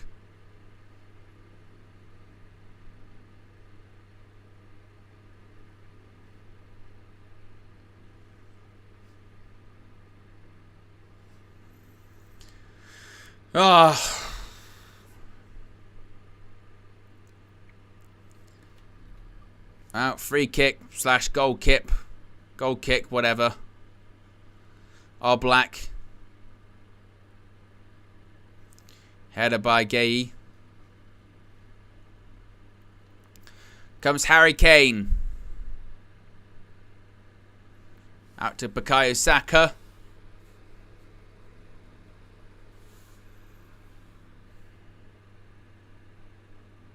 Kyle Walker. Ball towards Saka. No. Harry Kane. Bellingham actually took it off the toe of Trippier. In the Denmark game, Rasmus Højlund's come off after 58 minutes. So no Rasmus goal this evening.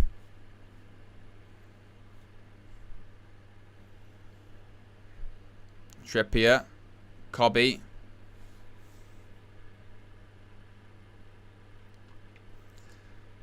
Foden. Declan Rice switch. I was going to say they passed it like 5 times there and actually probably didn't move at all. Phil Foden.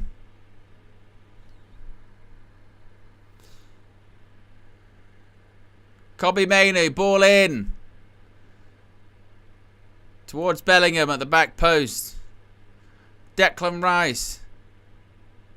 Foden, back to Declan Rice. 60 minutes gone, still 0-0.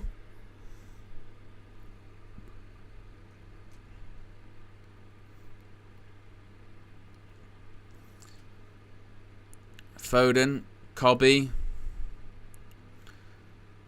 Kyle Walker. Is he going to keep that in? Even Kyle Walker. Don't know if he could do that. This team, I was just thinking it then, it just looks so not balanced, doesn't it? You know, you got Jude Bellingham out on the left. Oh, look at it. Gareth Southgate clapping, well done. Well done. Well done.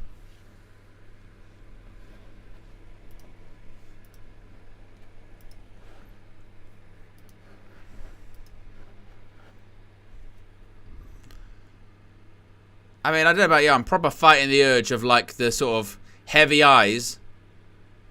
I just go to sleep. Say this.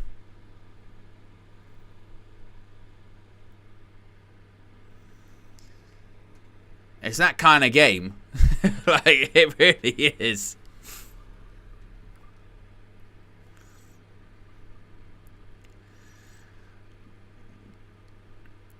I mean, Cole Palmer, that game's screaming out.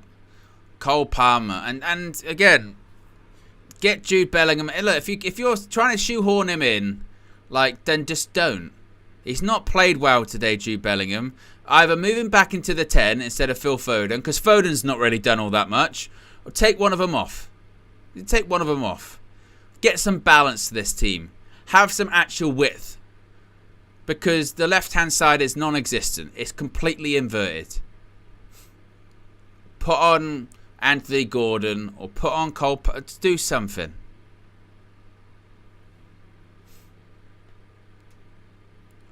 Or, to change both wings. Take Saka, take Bellingham off. Just do it. Something. Again, have some injection of pace, some injection. And also, no disrespect to him. I'm sure he's a lovely guy. But when you're changing the width, don't bring on Jarrod Bowen. And I'm telling you now, Fleck, he'll think about it.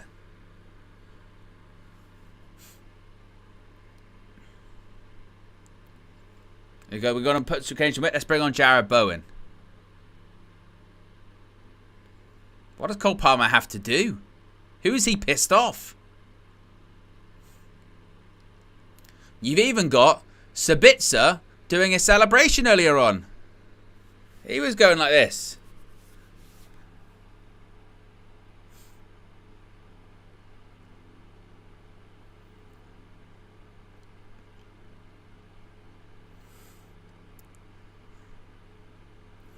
Instead of shoehorning everyone into the team, pick a balanced team, and then those great players you interchange. You bring on, we start in certain games, that's what you do.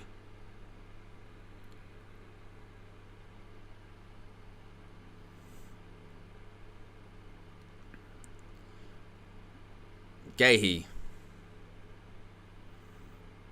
Serbia on the attack against Denmark. Edge of the box, they're going to maybe have a shot or a ball in. That's cleared for them.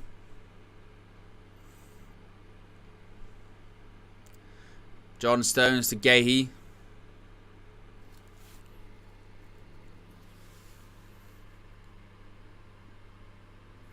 Walker's header.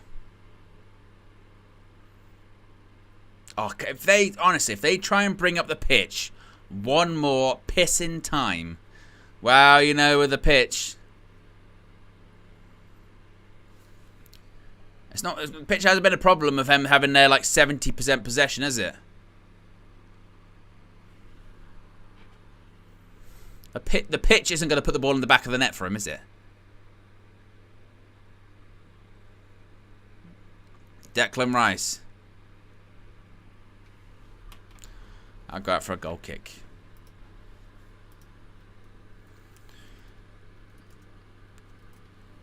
And Slovenian player's gone down. Holding his back or his hip, it looks like.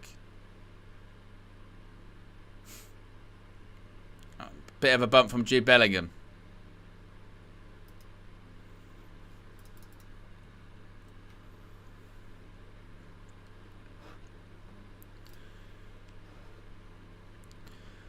And what they've also got, he's got to do, Gareth Southgate, is he's not got to be too scared of some of these big players. So if Jude Bellingham's not playing well, you go, well, okay, I'll take him off. If Harry Kane's not doing anything, you take him off. That's what you've got to do. It kind of just is what it is.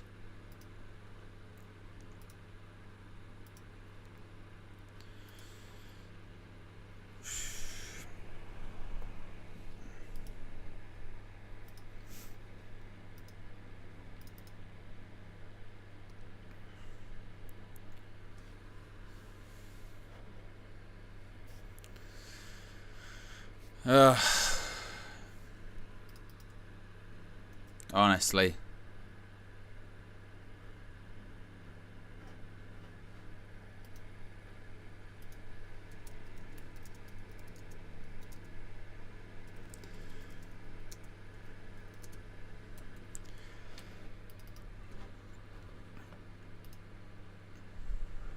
Randy says, LOL, Owen, I feel your pain. Yeah. Well done, Lee Dixon. Finally, he's broke. He went so slow, the build-up. No shit. It's been like this for 66 minutes. It's been like this for I don't know how many years. Oh, it's really slow, the build-up, isn't it? Well, obviously. Well, obviously. Imagine you've been stood out in the rain for like 5 years, and then someone comes around going, proper pissing it down, isn't it? Well, yes. You're a genius. You figured it out. Do you have anything else you're going to sort of, you know, chime in on? You figured out the meaning of life while you're at it?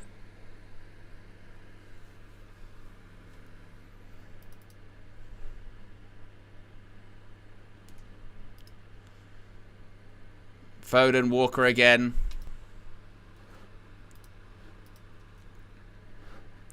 That's what I mentioned before kickoff. Who on earth was the perverse person that said we need Lee Dixon and Sam Matterface on the commentary? That's what we need. And that's going to be a foul. Mark Gay's going to be booked. I mean, I'm really not like, you know, trying to talk this in or anything like that, yeah. But this has all the hallmarks, all the makings, yeah, of all the hallmarks and all the makings of them going up the other end and scoring. It really does.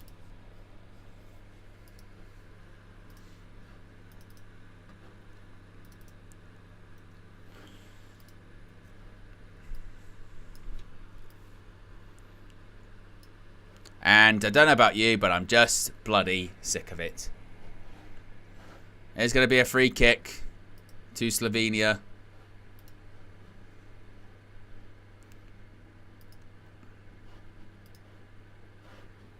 Sam Matterface. Well, it's a rare Slovenian threat. Well, how about actually, to be honest, England? The rare threat of England. That's been pretty rare, hasn't it, in this one? I don't know about you. I felt that's quite rare.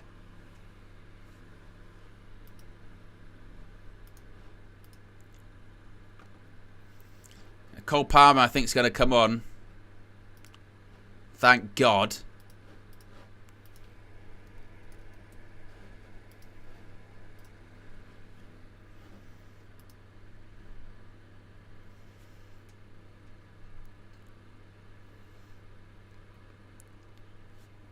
Free kick. 29 metres to goal. We're into the 70th minute here.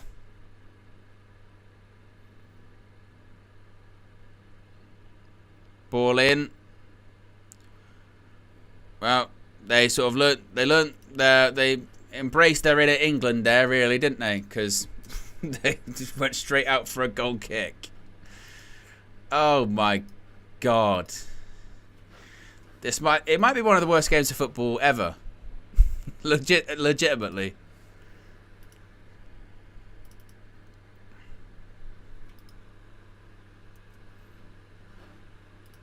Bukayo Saka's off. And Phil Foden is coming on. Thank goodness. First minutes of the Euros.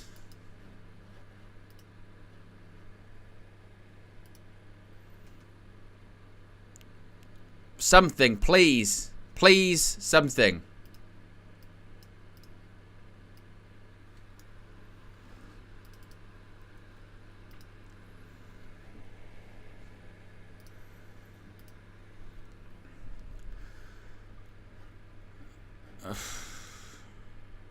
Cole Palmer's on.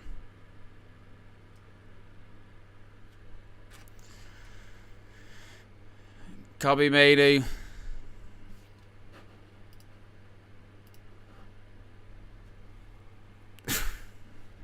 Did I say Foden?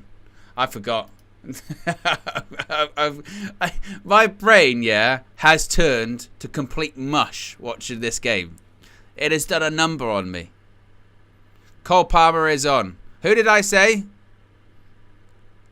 Cole Palmer's on.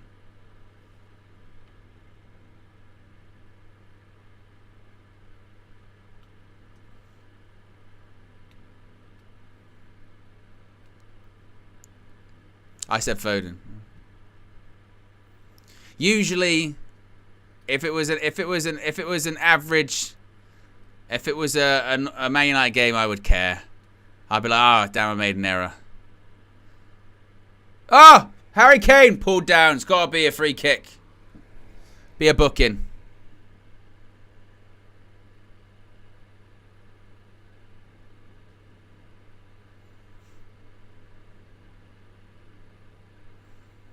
And it kind of actually just sort of got a bit fortunate in the end there, Kane. And then got pulled back. Bit of a defensive error.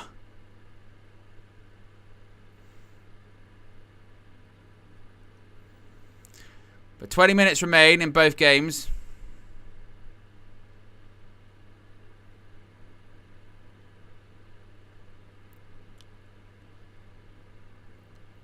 Kieran Trippier standing over it. And to be honest with you, the Denmark-Serbia game is not much better. This group is actually just rubbish, isn't it? This group's just terrible. No sort of drama, no nothing. No quality.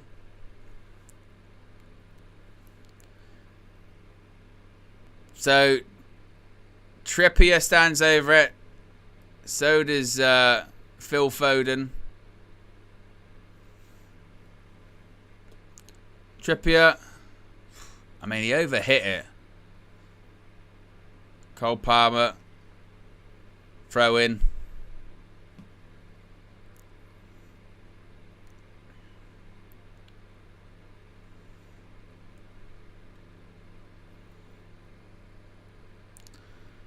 And then all the way back to Jordan Pickford.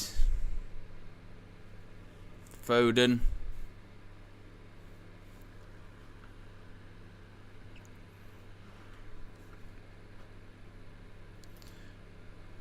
I imagine the nerve of Sam Matterface to say the rotation in behind Harry Kane. What rotation?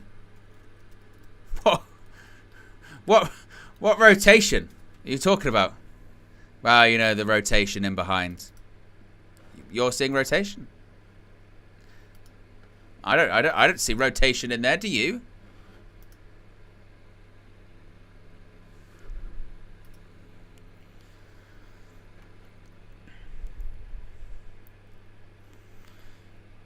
Yes.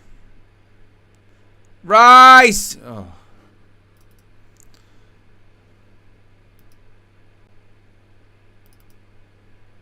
I mean, it looked like for half a second. See how far wide it is. It's pretty wide.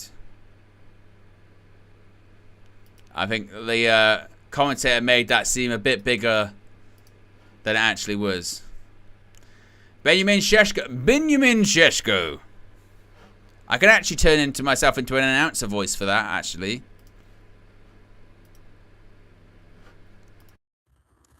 Benjamin Šeško. There you go. That was a bit exciting.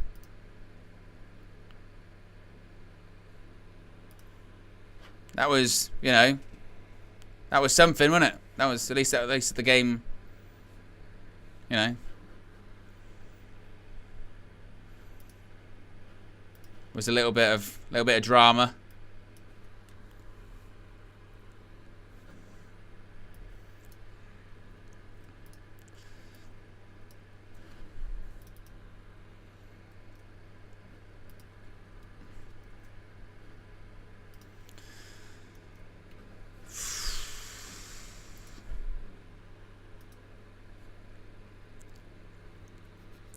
Slovenia now with a bit of the ball on the attack.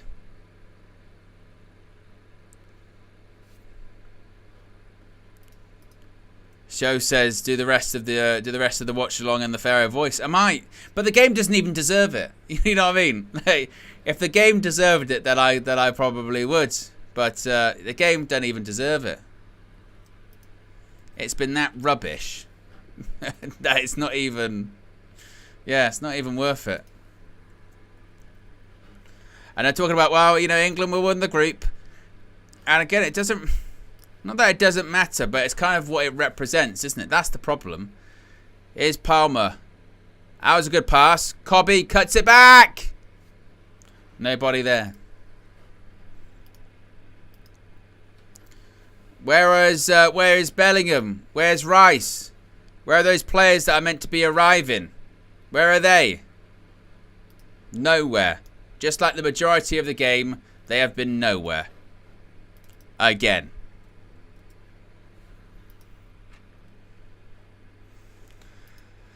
Ugh, honestly.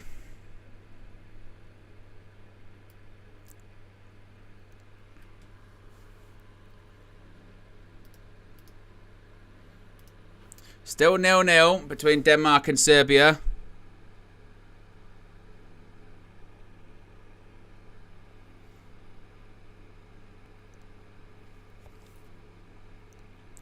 And by the way, you know, for Ineos or Sir Dave Brailsford, I'd be looking at you going, really? Really? This great atmosphere. These England players seem thrilled that they're on international duty, don't they? Kane, ball across, go! Oh. Show says that'll be the narrative after the game. Why fans complain we won the group. Do you know what it will...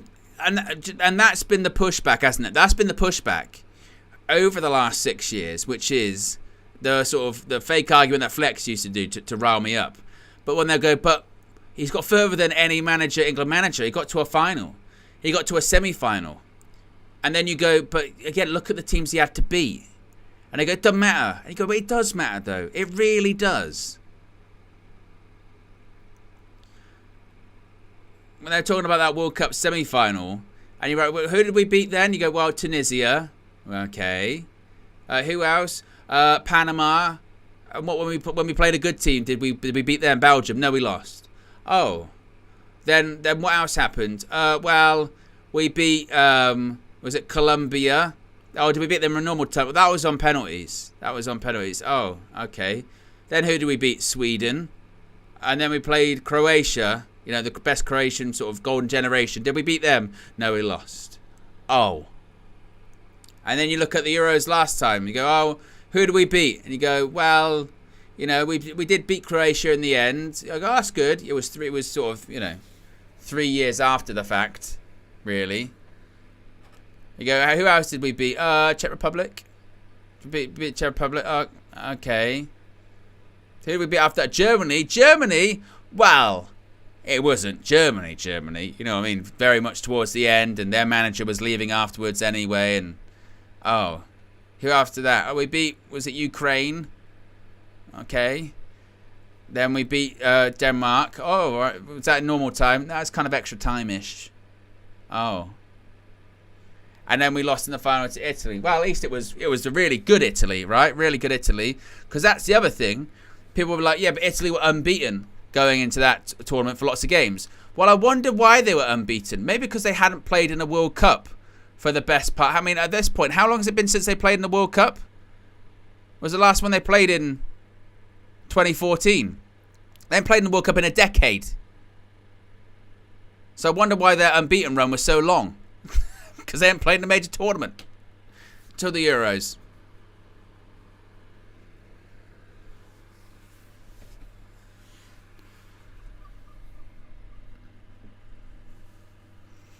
As Spencer says, it's a bold strategy, to be fair, from Southgate. The tactic of boring the team to death. It's a bold strategy.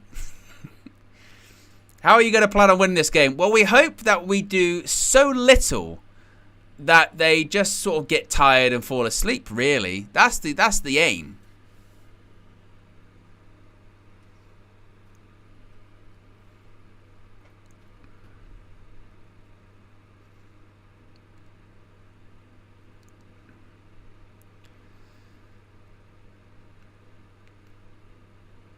Apparently Aaron Ramsdale's trying to calm John Pickford down.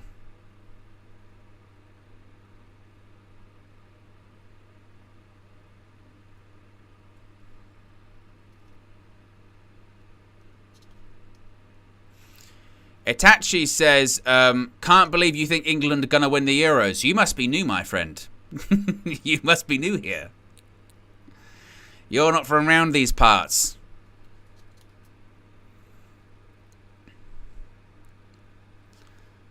Cole Palmer.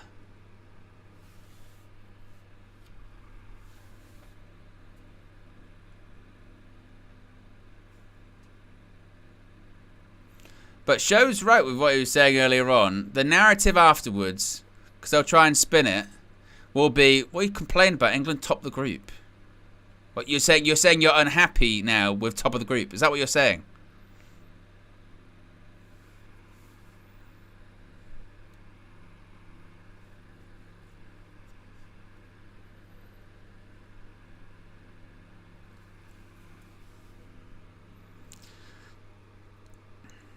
It's just Danny says, I see a different picture playing well, just the final ball. That's a very different picture, Danny. I mean, your name's It's Just Danny. It might be just you.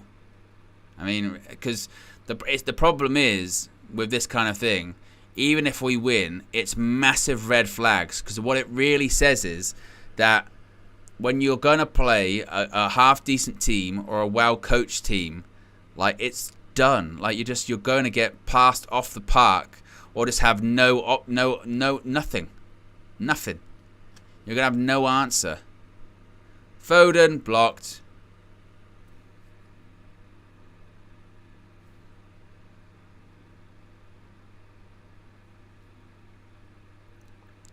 Cole Palmer.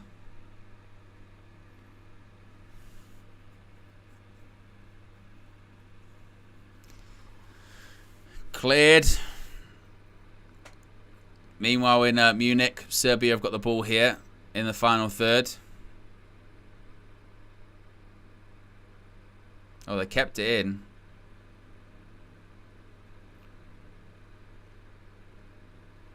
That's going to be... Honestly, this game is absolutely dreadful. It really, really is. Dreadful. Kieran Trippier is going to be coming off. Trent's coming on. Get him in midfield, Gareth. Get him in midfield.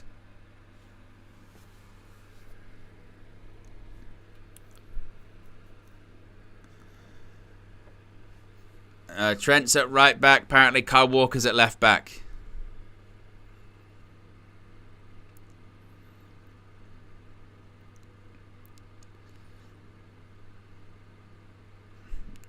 That's going to be a free kick to England.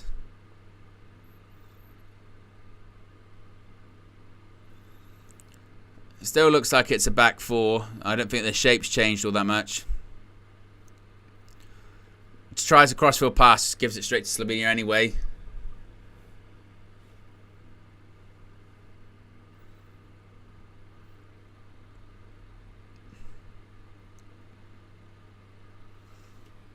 Honestly, what's the possession stats here? I'm sure they're very high, which they'll love.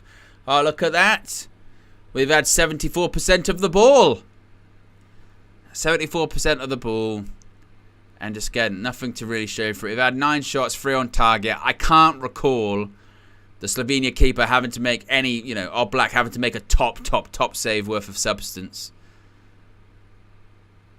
Passing accuracy of 91%, which is pretty easy to do when you pass it sideways and backwards most of the time.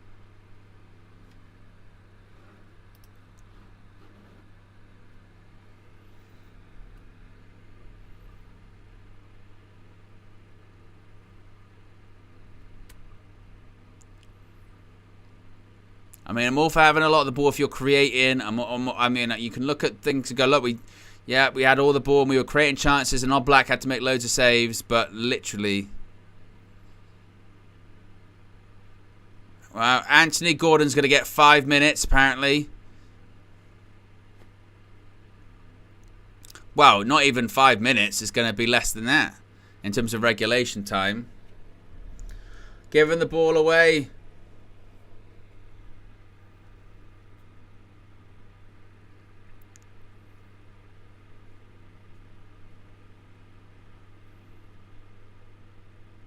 Ankovic, Ilicic. Stopped by Rice. Cobby gives it to Trent.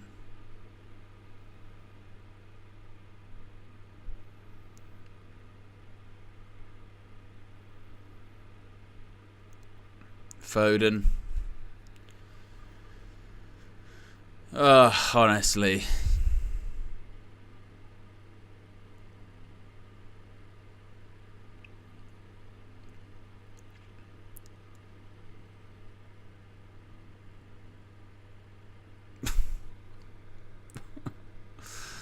Oh, my word. I mean, this has been a tournament with some fantastic games. We saw, like I said earlier, probably the game of the tournament. With Austria versus Netherlands. But this is just... Palmer. He was smart as well because he knocked it over and he kind of ran into the player on purpose, it looked like.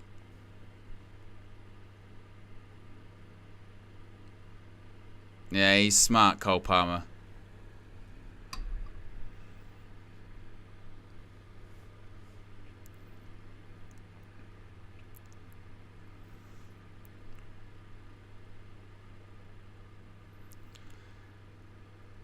So they said this is going to delay the sub.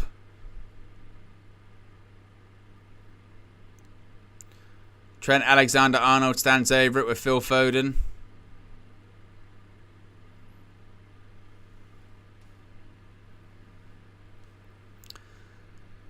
Are we going to see the dead ball specialist?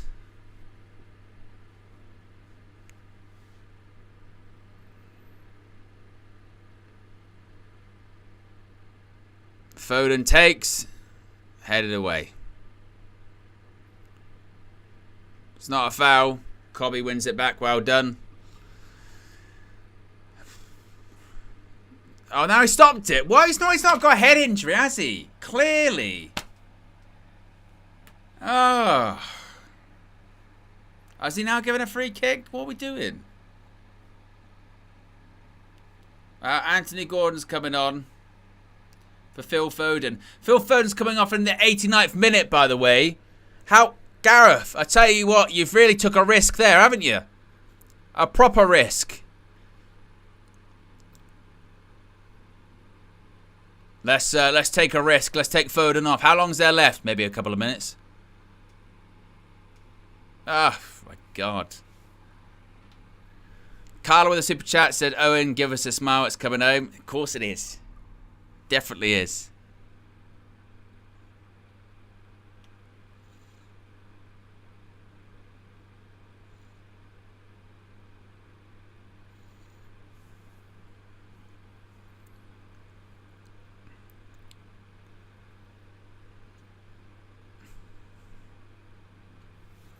And again, you're once again looking at those sort of bigger players that he seems scared to take off. Jude Bellingham. Take him off. He's not doing all that much.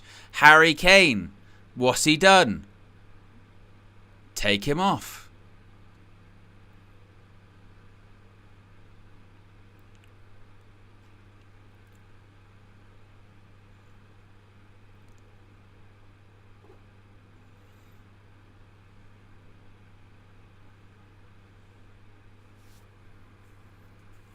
Oh, shut up, Lee Dixon. We've done this before in group stages, and we've gone on to be better. He even gave up halfway through saying it. Last time, at least we won our final group stage game. We've done this before. Oh yeah, and our record's been great. Hasn't it? Our record's been great. That's what I say about the arrogance of the English media. That is just trying to put a brave face on rubbish. Well, we've done it before, and we've got better in the group stages. Have we? Have we? What are you talking about?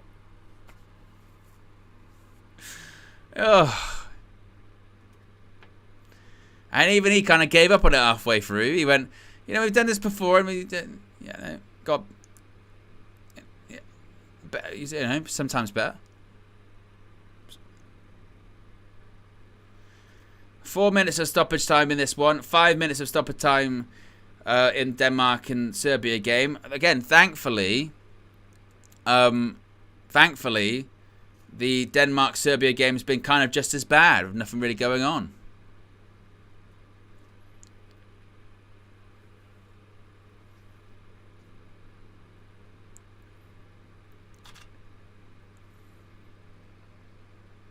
Gordon. Good pass. Cobby, great flick. Harry Kane, run onto it. Cole Palmer. Well, that's the best bit of play in the game. And look who it was. Look who it was, Gareth. It's your substitutes. It's your subs. It's Gordon. It's Cobby. It's Palmer. What a shock. What a shock, Gareth. If only you'd taken the risk and done that way earlier, maybe even before the game started, and actually put someone on your team sheet that was actually a bit of a risk or outside the box. Honestly. Starts from Gordon, goes to Cobby, Kane flicks it onto Cole Palmer. Maybe he should do a bit better with the shot. But what a shock. What a shock. Ridiculous. When you actually have a team, it's got a little bit of balance maybe. You know what I mean? Your left winger, an actual left winger, gives it to your central midfielder, an actual central midfielder, not a right back, gives it to your striker, then gives it to your right winger. Suddenly it makes all sense, doesn't it? Genius. He's figured it out.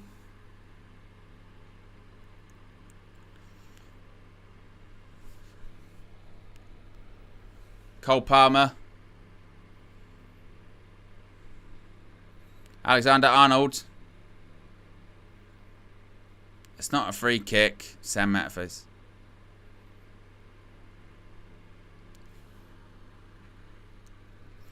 Is there one last chance? I mean, the reality is now is even if we do nick it, we do not deserve it. Shoots over the bar. Biggie Third says, platinum lining here is there's no way Ineos can hire Southgate after this. Honestly, I don't know.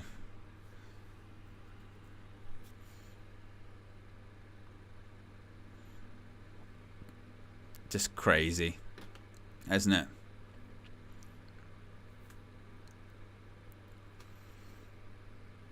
But all you needed to do, Gareth Southgate, was win. All you needed to do was win against Slovenia. No disrespect, but that's all you needed to do. And you couldn't even do that.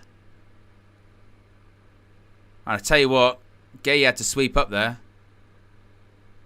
And there it is. 0-0. Honestly, absolutely pathetic by England and Gareth Southgate. Absolutely pathetic. And spare me the bullshit, Gareth Southgate. Spare me the bullshit of afterwards being like, well, we don't listen. We don't hear the criticism. We don't hear that. We don't. Look at them. Look how much they celebrate Slovenia. Look how much they're celebrating. Because they'll go, look, we didn't think we were going to get anything out of this game. We thought we were going to get nothing out of it. And guess what? They didn't even really threaten us that much. And the only bright spark in the game was the substitutes, which, by the way, he brought on the last couple of minutes. Why? Because he can't take a risk to save his life. He cannot do it. He is the national speed limit manager. All he does is the speed limit. Actually, a little bit under, because that's a bit too much for him too. And again, spare me the narrative of, well, you won the group, why are you complaining that much? It's because anyone that watches football can take half a look at how England have played over the last 3 games and go, when you go anywhere near a top side or a well-coached side, you will get embarrassed because you are already getting embarrassed against poor sides, not that good sides. It is just complete nonsense. And now the media should double it down. Now the media should go after and say, this has been pathetic. This has been unbelievably disappointing. It's been unbelievably poor. And not worry about, oh, what happens? What happens? You can't criticise us. We topped the group. Come on, man. You've only won 1 game. And that's game over in the other game.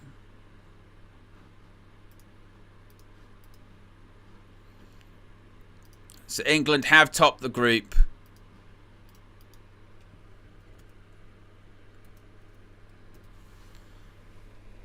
But again, those things that people have been talking about, start Cobby Mainoo, start Cole Palmer, start Anthony Gordon. Do that and actually you might see something. But it's just so bad, so poor, so depressing, so slow. It's just, And again, I know that the spin now is going to be, what are you're complaining about finishing top of the group. Oh, I wish we had that luxury. We're very fortunate. But then again, that's been Gareth Southgate's tenure. I've been saying this for the longest time. Like, not a lot of it's got to do with great atmosphere or great tactics. A lot of it he's a very lucky man. Like, he is. He's a very fortunate man when it comes to his international career. Because look at the teams he's had to face. Look at the runs to these latter stages that he's had in these cup competitions. Whether it is World Cup semi-final in 2018, managers would die to have that kind of run to a World Cup semi-final. Whether it's Euro 2020, essentially a home game, a home tournament. And again, the run that he had then, it's a really good run to have. Then the World Cup Qatar 2022, quarterfinals, first time you play a good team, you're out. You're gone. France, done, sorted. And this time around again, it's, well, actually, we've been quite fortunate with the group we've got. Look at it. Denmark, Slovenia, Serbia. And we've only won once. We've drawn twice. And we play slow, passing football. And they'll come out and go, oh, we had a lot of the ball. Who cares if you've had a lot of the ball? What are you doing with it? The team lacks any semblance of balance because, like every other England manager throughout history, you've just tried to shoehorn all the players in. And actually, the reality is a team with balance and a team that's well coached will do better and go further than a team that's not. So when you bring on the substitutes, when you bring on Kobbie Mainoo, instead of let's just have energy or let's just have a right back in midfield, suddenly you get someone that can pass in there. When you bring on Anthony Gordon, someone's actually, a left-sided player, suddenly there's more balance. When you bring on Cole Palmer, for Bukayo Saka did okay, but that's the whole point of having the squad. And even that Harry Kane, Jude Bellingham, of course they're world-class players, but if they're not playing very well, that's why you've brought the other players with you. They're meant to be in the squad on merit, are they not? If they're good enough, bring him on. If Harry Kane's not doing the stuff, he's England's record goal scorer, he's the captain, but bring on Ollie Watkins then. Bring on someone else. Do it. Jude Bellingham, I know he's playing fantastic this season, but if you play him off the left, by the way, which, if you play him as a 10 or play him as an 8, but play him on the left, then take him off. But, and then with Anthony Gordon, he brought him on with 2 minutes left. Like 2. It's just insane. And again, spare me the whole, because I know what it will be.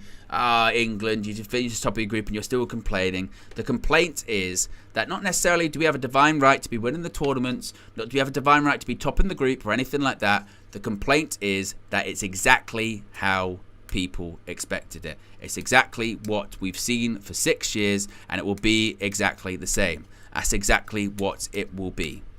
It will be this. There will not be any drastic improvement. There will not be. There won't. That's why it was laughable, and I pushed back when they said before the tournament about the whole, well, England, it's now or never. Well, it's not, is it? It's not. Why are you saying that? Of course it's not. Of course it's not. Use your eyes. And it's not as if it's like a small sample size. It's been multiple years at this point, multiple tournaments. It's nothing new. And it's just, it's just the same. It's always the same. Fortunately, we finished top of the group because we didn't take care of ourselves. We didn't take care of our own business this evening. If it was, I could at least buy in to the situation of, well, we didn't play that well this evening, but we won the game. If we won 1-0, I'd go, look, we didn't play well, but we did the job. We did not do the job this evening, did we? Let's face it. We didn't live up to our end of the bargain, which was win the game, and we had to be fortunate enough that nothing happened in the Denmark-Serbia game, and it was like, well, we got away with one, really. We got away with one. We didn't take care of ourselves this evening. So again, spare me that, well, you finished top of the group, so you shouldn't be happy. Well, through no real effort of our own, we finished top of the group because the other game, they couldn't take advantage of us not doing anything. And from a Manchester United perspective, as Queen says there in the chat, Ineos, if you even dare. Yeah, and that's why I never really believed or bought the Gareth Southgate to Manchester United rumours, because they were just that. It was just scary paper talk. And frankly, the journalists now that are cussing out Southgate and the pundits that are now cussing out Southgate, Where were you, like, again, 3 months ago, 6 months ago, when you were talking about, oh, he's got the stature of the Manchester United manager? Are you on crack? Seriously? Again, what have you been watching for the last 5 or 6 years? And now suddenly he's not good. Oh, well, England are just very lethargic. Oh, I don't know about that. Come on, man. You know, once it starts affecting them, because that's the real thing, yeah? Once it starts affecting them, if they're England fans, then they care. But when it's Manchester United, which they don't like, when it's Manchester United that they don't care about, of course Gareth could become the Man United manager. He's very good. You know, he's really united the dressing room. He's really united the dressing room, and he's, you know, look at how far he's got with tournaments of England. Yeah, of course he become Manchester United manager, but once it starts actually affecting them, it's their country, it's their team. Suddenly they start giving a shit, don't they? Suddenly they start going, actually, wait a minute, this is rubbish. this is terrible. That's what it is. So spare me, because if they try and play that line in the future again, which they probably will, let's face it, the media will try it again and the pundits will try it again. When they do, circle back to this and circle back to their comments after these games and say, but I thought you said at this point that he was rubbish. Yeah, nothing's changed between now and then. Nothing will change between now and then. Those are the facts. It is ridiculous.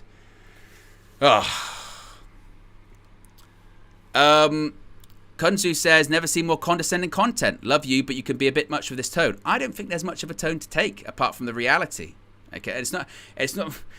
And the problem is, I think the biggest sort of falsehood of it, Kunzo, there is that I don't think I'm talking down to many people, because I think most England fans have felt like this for a very long time. By the way, I think if you're talking down to anyone, if I'm talking down to anyone, it's the pundits and the media. Because they've been lying. They've been lying for the best part of a couple of years. They've been lying and gaslighting and trying to pretend that England have been doing all this great stuff and Gareth Southgate's been all of this great stuff. That's the situation, really. Nothing has changed for a very long time. That is the reality of it. And now, because it is actually getting bad on a bigger scale, they now have to go, well, actually, I did have my reservations before the tournament. And actually, we were saying about this. I think the bulk of England fans, have been saying this for the longest time. But now the media have to catch up. It is bullshit. It is absolute bullshit.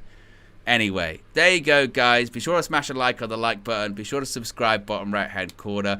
We'll be back live tomorrow morning. Flex and myself, Transfer View. There are more Euros games tomorrow. What are they, actually? What Euros games are they tomorrow that I'll be live for? So it's the conclusion of group, what's this, E and F? So the final group stage games, actually, the final group stage games in general in this tournament happen tomorrow. So you've got Slovakia versus Romania and Ukraine, Belgium. To be fair, even though those games didn't really stand out, that group is completely level. Every single team's on 3 points at the moment. So that should be really interesting to see how that one plays out. And then you've got the conclusion of Georgia, Portugal and Czech Republic, Turkey. So I'll be live for all of those too. Big up everyone for joining in. Click the like button, subscribe bottom right hand corner, and I'll see you again tomorrow morning. I'm out of here. Peace.